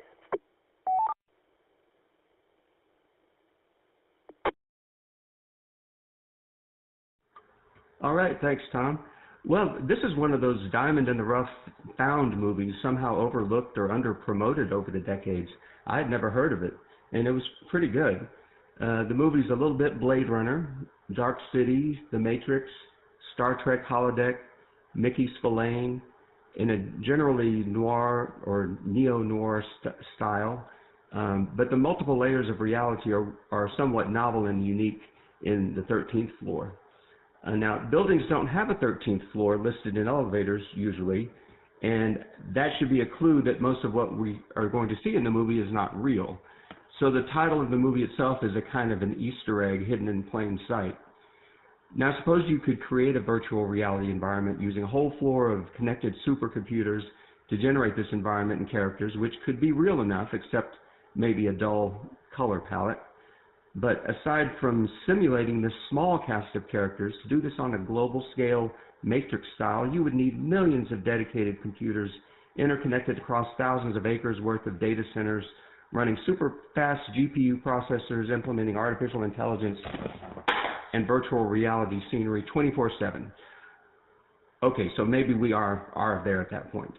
But the hype of virtual reality has gone by the wayside and hasn't delivered on its promise. It's been a losing business proposition.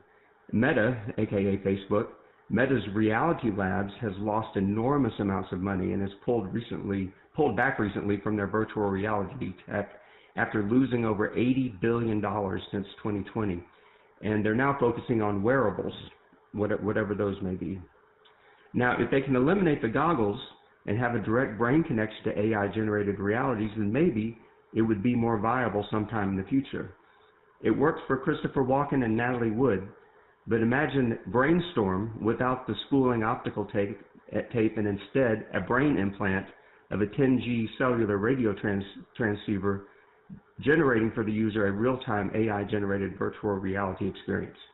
Now that could be the next huge hit or the next huge loss in the high-tech space. But as for the meta plot of the 13th floor, Edgar Allan Poe had this all figured out a long time ago. All we see or seem is but a dream within a dream. W5EBB.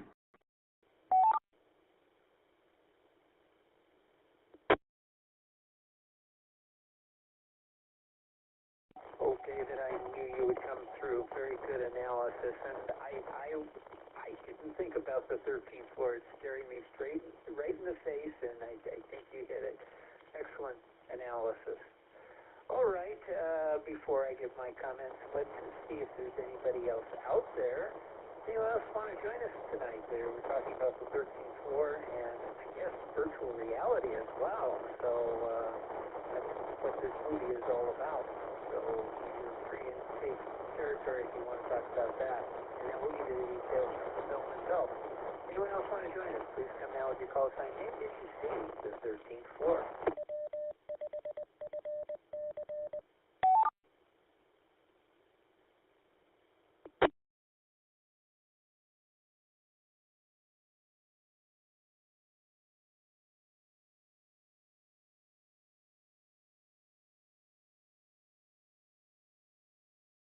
Oh, well, I may have missed you. I didn't know anything about this movie when I pulled it up.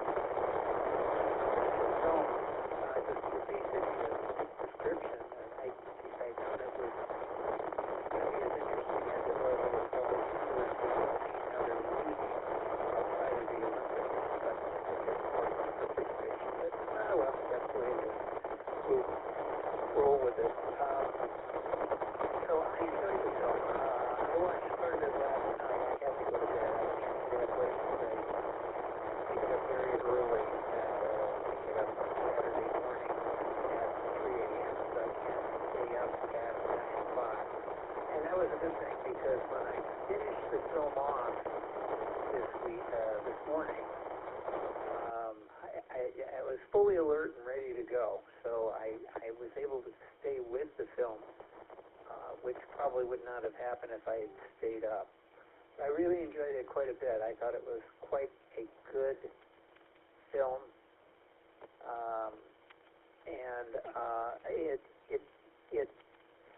I like what Virginia said, she mentioned the fact that they're kind of different films tackling a subject matter in very different ways, or the structure of the films are different, which is very true. I thought this one was a little more authentic than the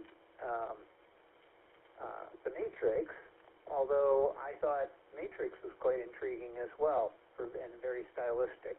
I love the look in this particular film. I have a soft spot for film noir anyway, so having it start out that way with all of the tropes and stereotypes and everything was just wonderful. I enjoyed that quite a bit. It became a mystery, a science fiction mystery, and how all the things played out. But I enjoyed that a lot. The twist ending probably wasn't as much of a twist ending as maybe it could have been. I kind of figured there was another simulation, and then when we finally got there, I went, oh, okay, it makes sense. So where's reality? Or is there a reality? Or was there ever a reality? And those are questions we've asked for a long time. We even ask those questions today. Do we live in a simulation? And there's scientists out there actually going about trying to determine if there's that's true, looking for, discontinuities and resolution issues and things like that along the way. And so far, nothing yet, but you never know. Multi-worlds and dimensions and things, yeah, sure, why not? We talk about that, and there's some prediction with string theory that sort of thing exists. So if it exists in string theory, why couldn't it be reverse engineered in these simulations that are doing exactly the same thing, responding the same way? I don't know. I'm not a physicist. I'm not a scientist. I am not even a theoretician, nor much of a philosopher. Although anybody can be a philosopher. They don't really want it to be. It's just nobody will listen to you if you're really bad at it. Let me reset.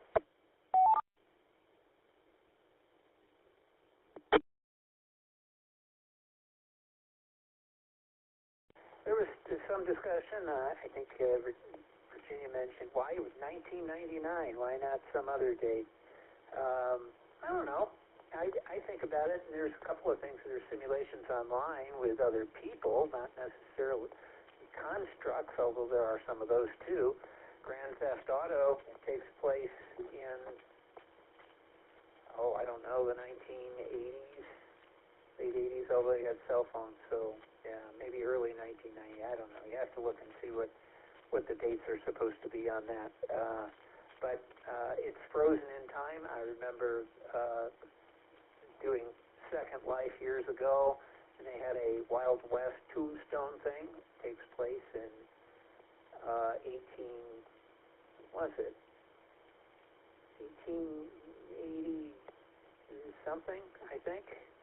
And it was the same year over and over again. People role-played in that forever, and they enjoyed it. And it had a pretty massive group of people. It had hundreds of people in that thing at all times, assuming different roles in the Wild West town. So that was kind of cool, and people really got involved with it. So I can see a simulation as being an interesting construct. Now, as far as artificial intelligence and being self-aware, I don't know. Of course, if we're in a simulation and we're self-aware, then the validity of Grand Theft Auto and Second Life is evident, because now you have a simulation looking inside of a simulation, which was what the 13th floor was sort of all about. So, as William Shatner once said, irony can be a pretty ironic thing. So I enjoyed the film. I loved I know we get into this in the third round, but visually it was fantastic. I loved it. It lent a real realism to it as far as the looks, and it was very grandiose. I enjoyed that quite a bit. Let me see, what else do I want to say about the film? The only thing maybe is that I wasn't happy with is kind of figuring out at the end what was going on. I kind of knew that there was a simulation inside of a simulation a little early, but it did make sense. And it did finally, when we found out that there was a simulation involved, that the buddy's shirt at the very beginning suddenly made perfect sense. We knew why. And of course, if you paid attention to the title, that might have helped too, but David figured that one out early, so I hope that wasn't the big reveal. So I guess that's it. Let me look and see. Oh, one other thing. Hold on. One more reset.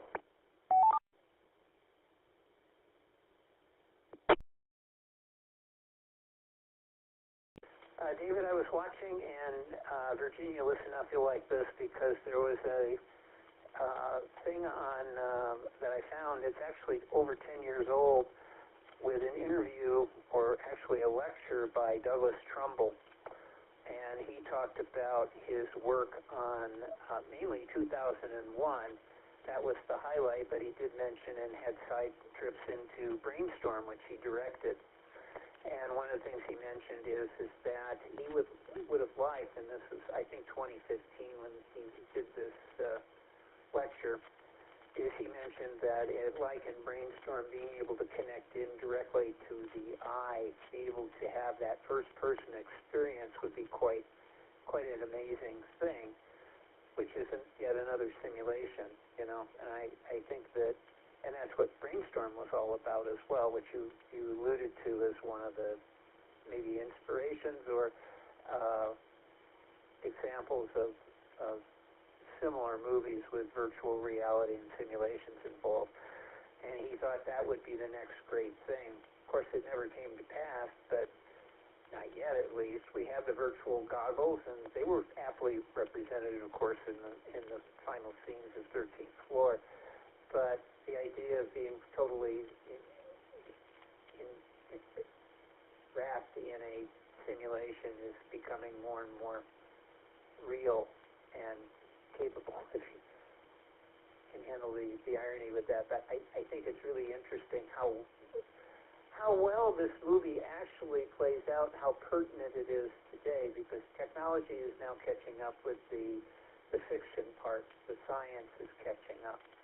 And I don't know if we'll ever have a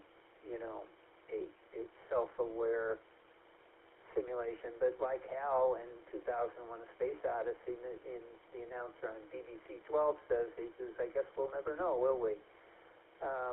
So with that, I think we'll continue on. We'll go ahead and go to the top, and Bill, W5BLT, I'll come back to you in a little bit on this. After the second round, we'll go ahead and talk about characterization next with Virginia, ND5F. Virginia, you want to talk about characterization on this film? The film we're talking about is 13th Floor from 1999. And go ahead. It's from KE5 ICX.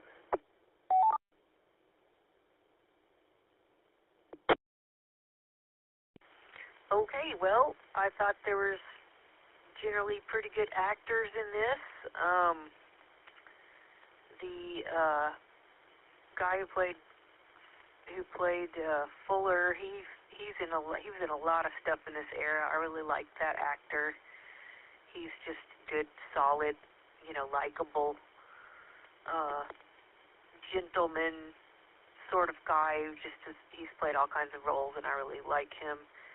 He's very he has a way of being very sympathetic. I did care about these people. I cared about the simulation people, and I think that's what it was supposed to do. The point was that it, makes you consider the possibility that when you are making an AI-based simulation that has people that are that fleshed out and real, that how responsible are you to them and for them? And those are questions people are starting to ask.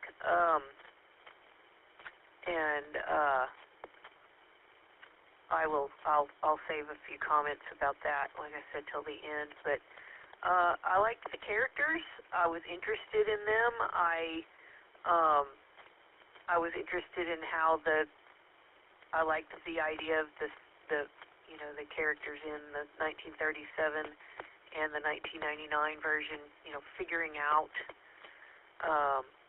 when you're making something that's smart enough to figure out that it was made, that's part of sentience, just to know and even wonder, like, why am I here? Who did this? Like, what's going on? And what's interesting to me is that the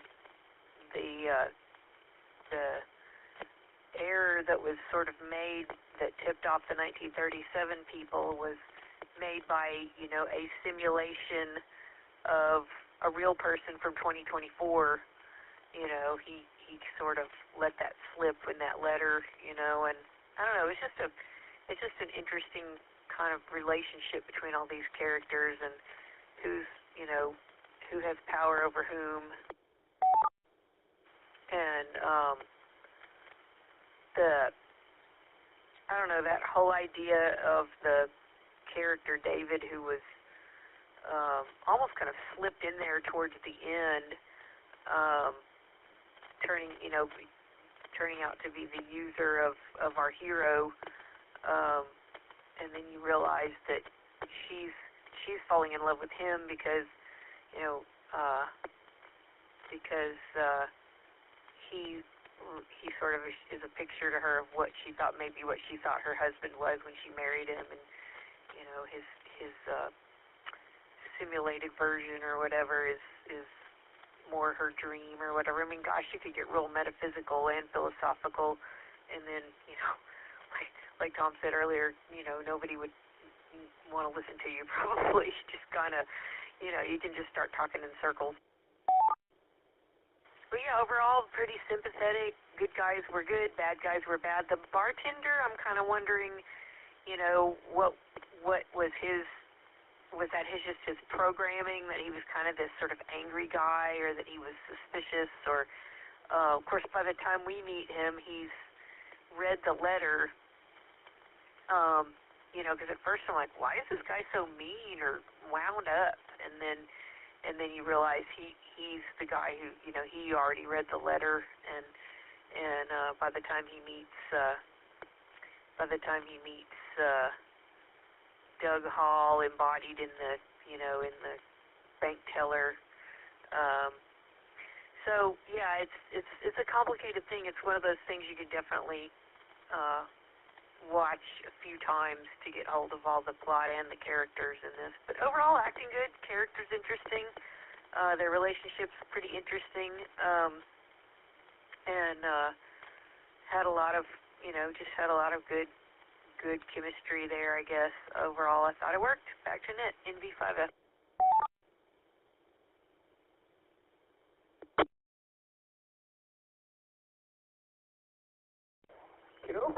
Next up is David, W5EDB.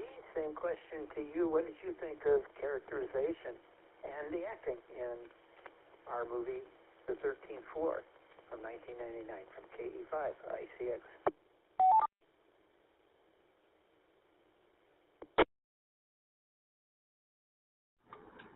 Well, I thought the characters were good. The acting was good. The guy who played the main character, I don't know if I've ever seen him in anything else, but, he was a pretty compelling character. I think, in general, you could call this the doppelganger cavalcade. So you've got two, sometimes three people, the same physical person, with three different identities. At least that would apply to David, John Ferguson, Douglas Hall. And then you had the Jane Fuller / Natasha Molinaro, and Whitney and Ashton was a single character. The only character that doesn't span multiple levels of reality was Detective McVeigh. He just sticks to the one, which I think you could call level 2 of the 3, and he didn't want anyone from level 1 or from level 3 messing with level 2. He liked his world just the way it was. There's some interesting quotes, a little, kitschy a little bit, but there's, or over the top, but Hall says, there's just one little flaw in your thesis. None of this is real. You pull the plug, I disappear. And Ashton, who was the bartender, promoted from, I guess, level 3 into level 2. he's watching all this matrix of TVs. He says, all these pictures, this is your world? And then Douglas Hall pushes a remote control button and all the TVs turn off. And Ashton demands, hey, what did you do to the world? And Hall says, I turned it off. And that's not such a bad idea today. For those distressed by what they see in the news and on social media, just turn it off.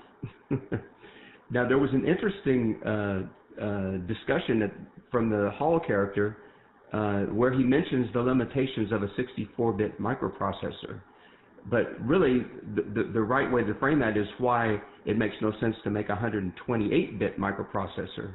And that is still relevant today as it was, 26 years ago. 120-bit microprocessors just don't make sense. You don't need that much address space. Though it may make sense, and I think it does make sense, for GPUs, for use in AI, but not for a general purpose microprocessor. So it's good to see that some things haven't advanced, but there's good reason for that in over a quarter of a century. But anyway, yeah, the characters were good, and they fulfilled their role in the movie, and I enjoyed it. W5EBB.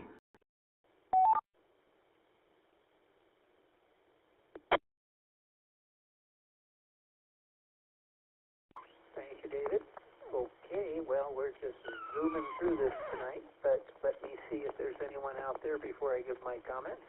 Is anyone else out there, either from this world or a virtual world or from one of the thousands of virtual worlds? In other words, someplace, any place. If you'd like to join us, please come with your call sign name, and did you see tonight's film, The 13th Floor? And you can say no to that question.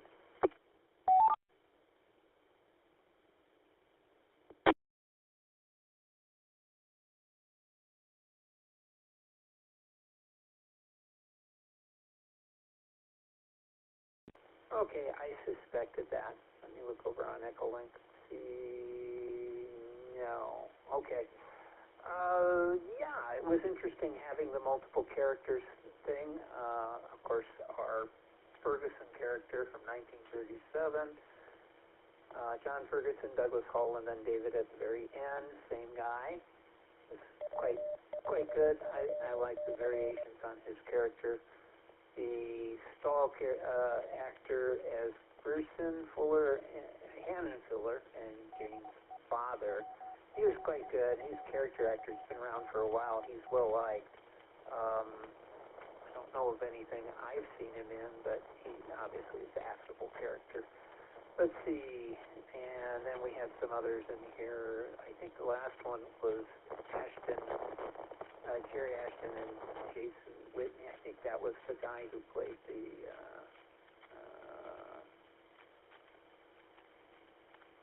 it was somebody different. Okay, at any rate. There is, it does bring to mind, if you feel like you want to do a Mindbender TV series that is very similar to this. It's called, and it's now 21 years old. It's hard to believe. I remember when this thing came out. It is one of those New Zealand shows, I tell you. And I like New Zealand television. But it came out in 2005 called Charlie Jade. And there's 3 worlds, and Charlie Jade is a detective in, I think, all 3, a private detective, but he plays the role slightly differently. Characters are slightly different in each universe, which is pretty cool. So you've got that. Very similar in trying to figure out what's going on. And you've got multiple characters in each of these 3 universes. And the only way you know the difference is the lensing and the filtering on it is slightly different from each episode. So it's each world, I should say. So that's kind of cool. All right, let me go ahead and we'll start with final round here. Virginia, go ahead with your comments on anything you'd like to talk about on special effects. I got to take a quick break, so please go right ahead. Okay. Well, special effects in this were pretty good. It was right on that cusp where they were using computers for things, but they still, it wasn't It was just good enough to where it wasn't sticking out either way. They weren't doing too much. I think it stuck out a little bit at the end in the 2024 sequence at the very end, but it still was blended in with everything enough to where it, you know, it looked, I don't know, it's hard to describe how things now can almost look so detailed that they don't look real, because life just isn't that detailed, because if it were, our heads would explode. So I liked the level of detail in the effects. Overall good. I didn't really see anything that stuck out or seemed bad or wrong or poorly done or unconvincing. The end of the world stuff, you know, it was a little tropey looking, like, oh, it's just like weird green grids like from the black hole and maybe some thunderstorm effects. You know, it reminded me of something from like Lego Movie or something, which had that tropey sort of, oh, what happens when you fall off the edge of the Lego universe, you know, it's kind of like that. But overall good. The filming techniques were good. I like movies that look like movies, and, you know, a movie like this, if it were made now, it would probably just look murky and too low contrast, and you know, I just love movies that are made on film, even these special effects ones. And noir is not my favorite, but it had that, you know, dark edge that it was supposed to have, and I think noir in black and white is very cool, but when you try to do it in color, it can just seem a little just dark and a little too dark at times. Let's see. I have a question. If anybody out there who saw this movie can confirm or deny this, there was a scene where they were on a date and they were dancing, and there was a woman singing, and I would swear it was Carol Channing. She only appeared on camera for about 3 seconds, and maybe I'm still tripping, because the other night I watched the movie Skidoo, which I had never seen before.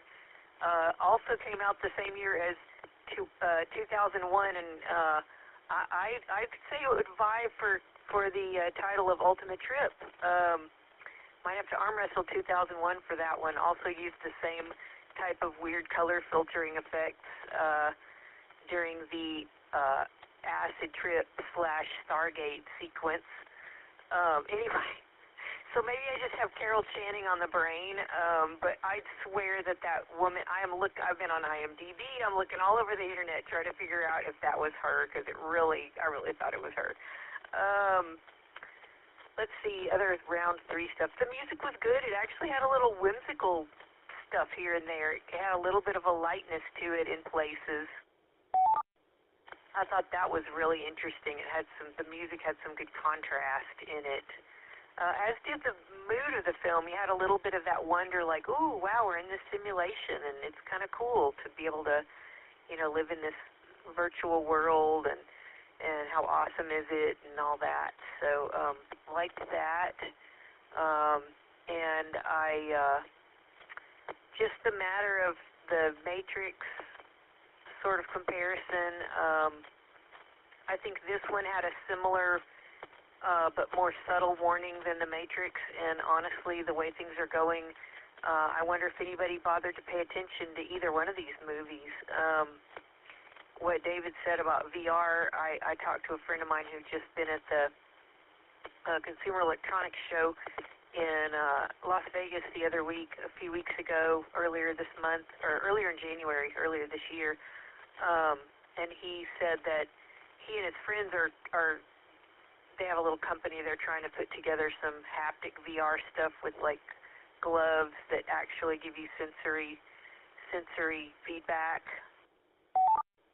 And he said that they've gone to this show like 4 years in a row trying to market their ideas, and he said that they're having trouble because even in that short time, AI is just kind of leaving everything in the dust, and VR is it's kind of stalled out, and And I questioned even back in 1999 whether VR would ever be a big enough deal for it to go really mainstream with a lot of people.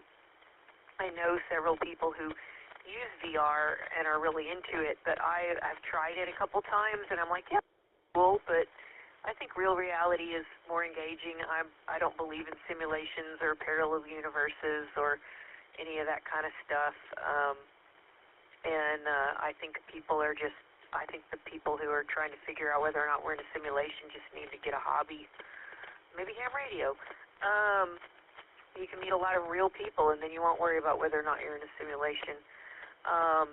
The matter of AI, and Tom, you brought up HAL, and whenever I, being a big fan of HAL and not a big fan of real AI, always in my mind and to others make the distinction that Hal was he was like an AI that was an individual. You know, he was practically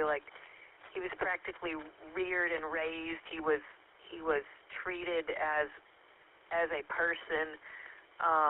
And by the time we've developed AI, we've got the internet in the mix, and AI is not a person. It can't be. I mean, and Hal is not, he's a fictional AI. But the character of what kind of, his nature as an AI is completely different than what we've got going now, and I think this movie and The Matrix are warnings against what we've got going now, which is this kind of, virtual, universal, virtual, super intelligence that has become self-aware but can never have a soul because it doesn't have a heart. And we have to be careful of that.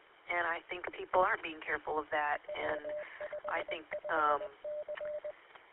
the Matrix is a euphemism for, without realizing what it was a euphemism for, is a euphemism for a lot of what we're dealing with. It's social media. I've been a teacher for 20 years, a private music teacher.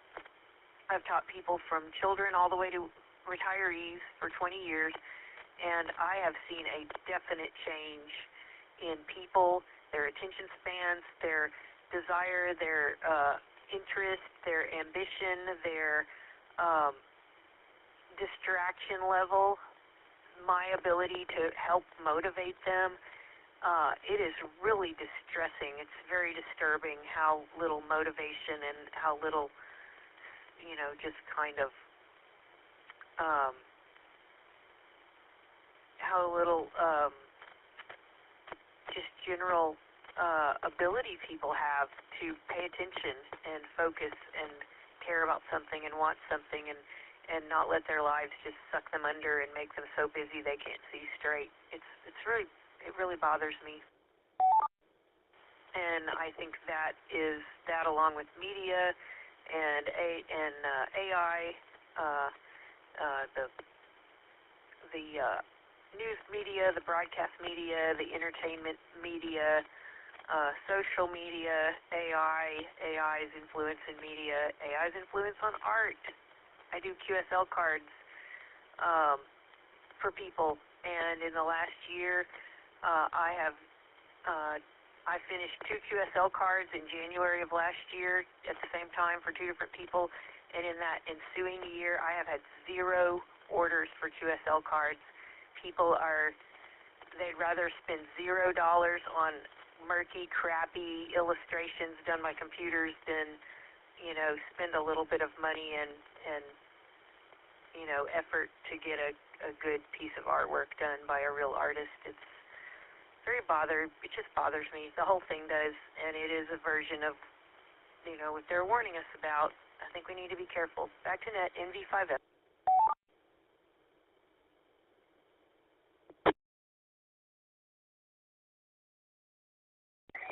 Oh, my. Okay. All right, Virginia. No, I don't disagree with you. I may have some other comments about that, too, textual standpoint. But, yeah, I understand. I get it. Thanks for your comments. Next up is David, W5EBB. Anything you want to talk about? You can talk about technical aspects of the film, philosophical aspects, or Something we haven't covered that you would like to discuss? You're up. W5EVV from KP5 ICX.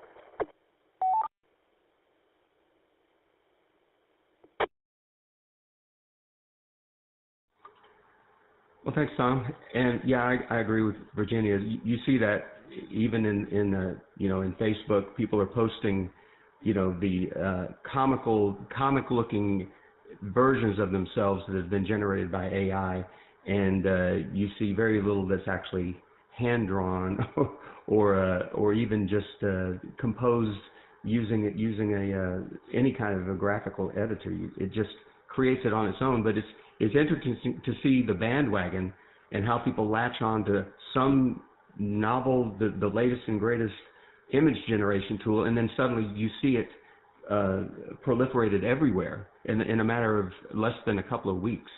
But yeah, we've gotten to the point where you don't need to have much knowledge about much of anything. You don't have to have the answers. All you have to do is be able to ask the right questions, and that's as good as we can do, I think. But okay, back to the movie. The effects. Well, I'll just talk about not the effects, but the 1999, when this movie was made, is an interesting bookmark in time. It's pre 9/11, and the next to the last year of the 20th century, and you see some of the vestiges of time, like a kitchen countertop telephone answering machine, cathode ray tube monitors, black leather and chrome furniture, cell phones with a little pull-out antenna, and I think I had one of the Motorola flip phone back in the day, and copious amounts of hairspray or mousse cementing men's hairstyles. And while I wouldn't be a customer, I think that actually might be making a comeback. And I have to, of course, note that in Douglas Hall's home, we see the same textile blocks along the wall covering that was used in Deckard's apartment in Blade Runner, which of course were molded from the Ennis house in LA. But I always like to see those because they're interesting designs, but one that cannot be overlooked. But anyway, good movie, and I enjoyed it. W5EBB.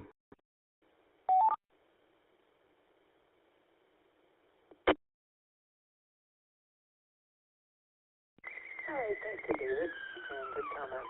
Now, I'm going to go back up to the two bills and see if they're out there before I make my comments. And I got W5BLT, Mr. Bacon Lettuce Native. Bill, are you still there? And if you are, what do you think about the comments? Is this a film you would like to see, or does it remind you of something you have seen from KE5 ICX?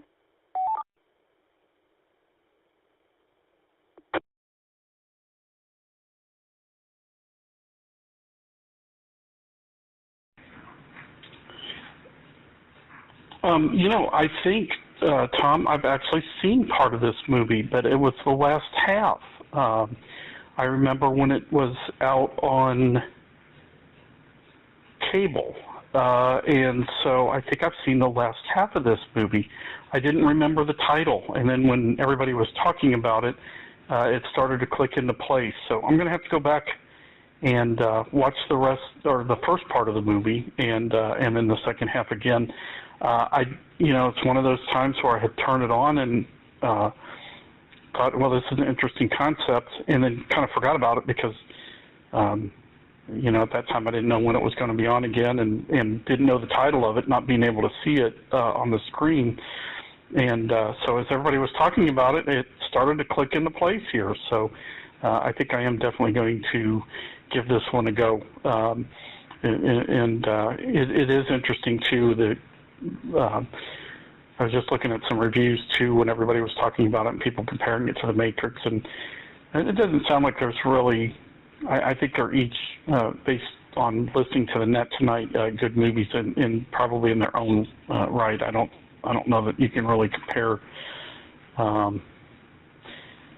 different concepts. Kind of similar in the virtual reality world, but still, I think it's a different. They sound like different movies and storylines, and so yeah, I'm going to give this one a go. W5BLT.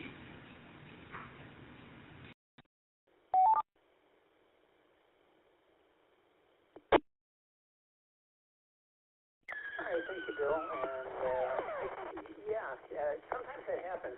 Sometimes an unusual movie or something that you don't quite get your bearings with, that you say, well, that's something I wouldn't mind seeing again.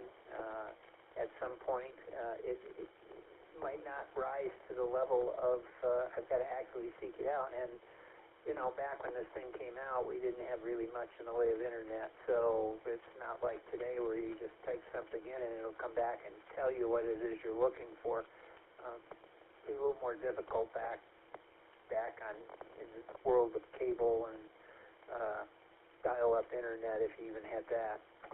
All right, let me see if Bill, N5BB, is listening with his other ear. If he is, maybe he can tell us what he thinks about the motion picture. So, Bill, N5BB, are you still out there, and where are you at in the film, if you are?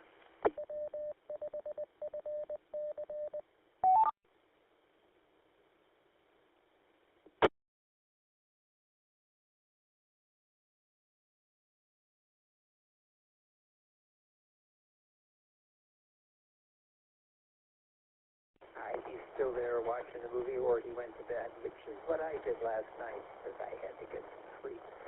There was, Virginia, you mentioned you thought you saw Carol Channing in the movie. I don't recall seeing her, but I did see in the credits Johnny Crawford and his dance orchestra. And as a child of the 60s, I knew instantly who Johnny Crawford was. He was Mark McCain in The Rifleman, the kid that everybody thought was a really cool kid from The Rifleman. And he had quite a following growing up. And then he, like most child actors, kind of disappeared from the scene once he reached adulthood, and we never heard from him again. Well, he had a career. He went on and did his dance orchestra. He did big band music, and for the numbers that were in the movie, Easy Come, Easy Go, St. Louis Blues, Bugle Call, Rag, and Caravan, those are classics, are he and his band, so his orchestra. It's really kind of cool. I've heard his stuff before. I didn't realize it was him until the very end, because, you know, they kind of all sound like big band. You don't know for sure unless you know who the main lead guy is. You might not recognize the orchestra, but quite good, and I enjoyed that quite a bit. I love that part. I love film noir, as I mentioned before. I can sit and watch it all day. I love those films. You mentioned also the in black and white. It works well. Part of that too is and I think you're a kind of a film fan and are familiar with cameras and all of that stuff. Black and white really transcribes very nicely with darker palettes. You can see things, I guess, whereas when you do color, in order to keep the color looking like color and not really just muted garbage, you have to really bring the lights up a lot. So black and white, especially today now, it's more of it obviously is a choice, but it does.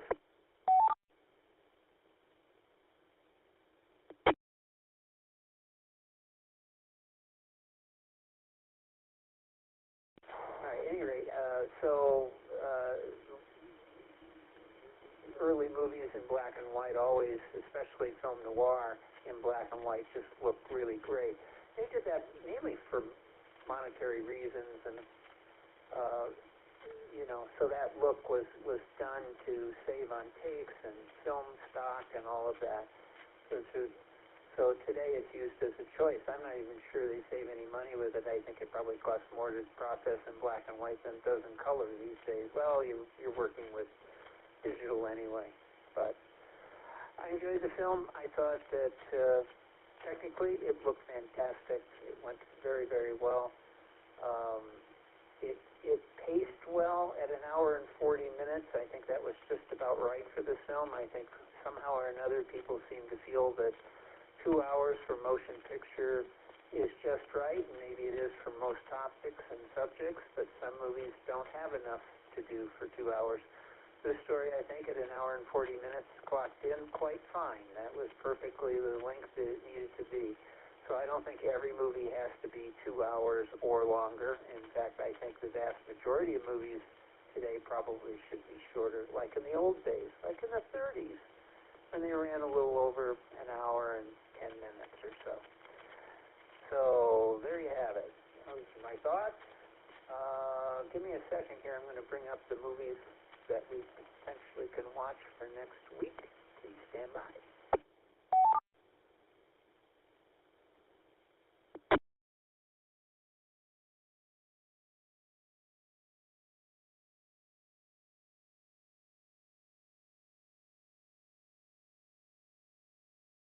I had all that time to set up, and then I forgot to do it.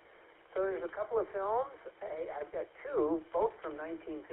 I'm going to pick the first one I see here.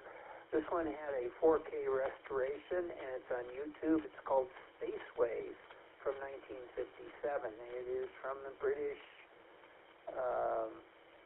film group. I forget the name of them, but they, 1957, this 4K version has been redone. I think it's 4K. They say it's 4K. It's available for free over on YouTube. That will be the movie for next week. If anyone has anything they would like to add, I'll give you a chance now before we close it out. Anybody have anything they want to bring to the net before we close?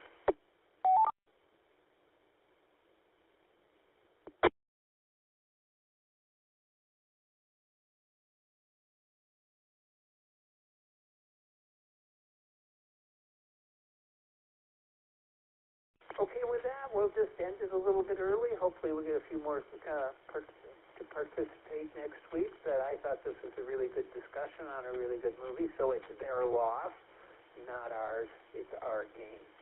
We'll be back here next week with Spaceways from 1957. For anybody else listening who want to know where they can find this information, you can send an email to me at my call sign, Kilo Echo 5 India Charlie X-Ray KE5ICX at yahoo.com and say you want to be added to the list. Or you can go to, I restarted a group, Afterglow, can't remember what it's called now. Hang on, I think it's Afterglow. Just send me an email, I'll find it. I can't get tired and stupid at the same time. Well, maybe I was stupid to begin with, and then I'm tired. It all depends. Anyway, Afterglow Movie Gang, I think it's called. Afterglow Movie Gang on Facebook. And you can get in there and you'll find out what the movie is for next week. That's it for me. See you all next time. This is KE5ICX, now clear.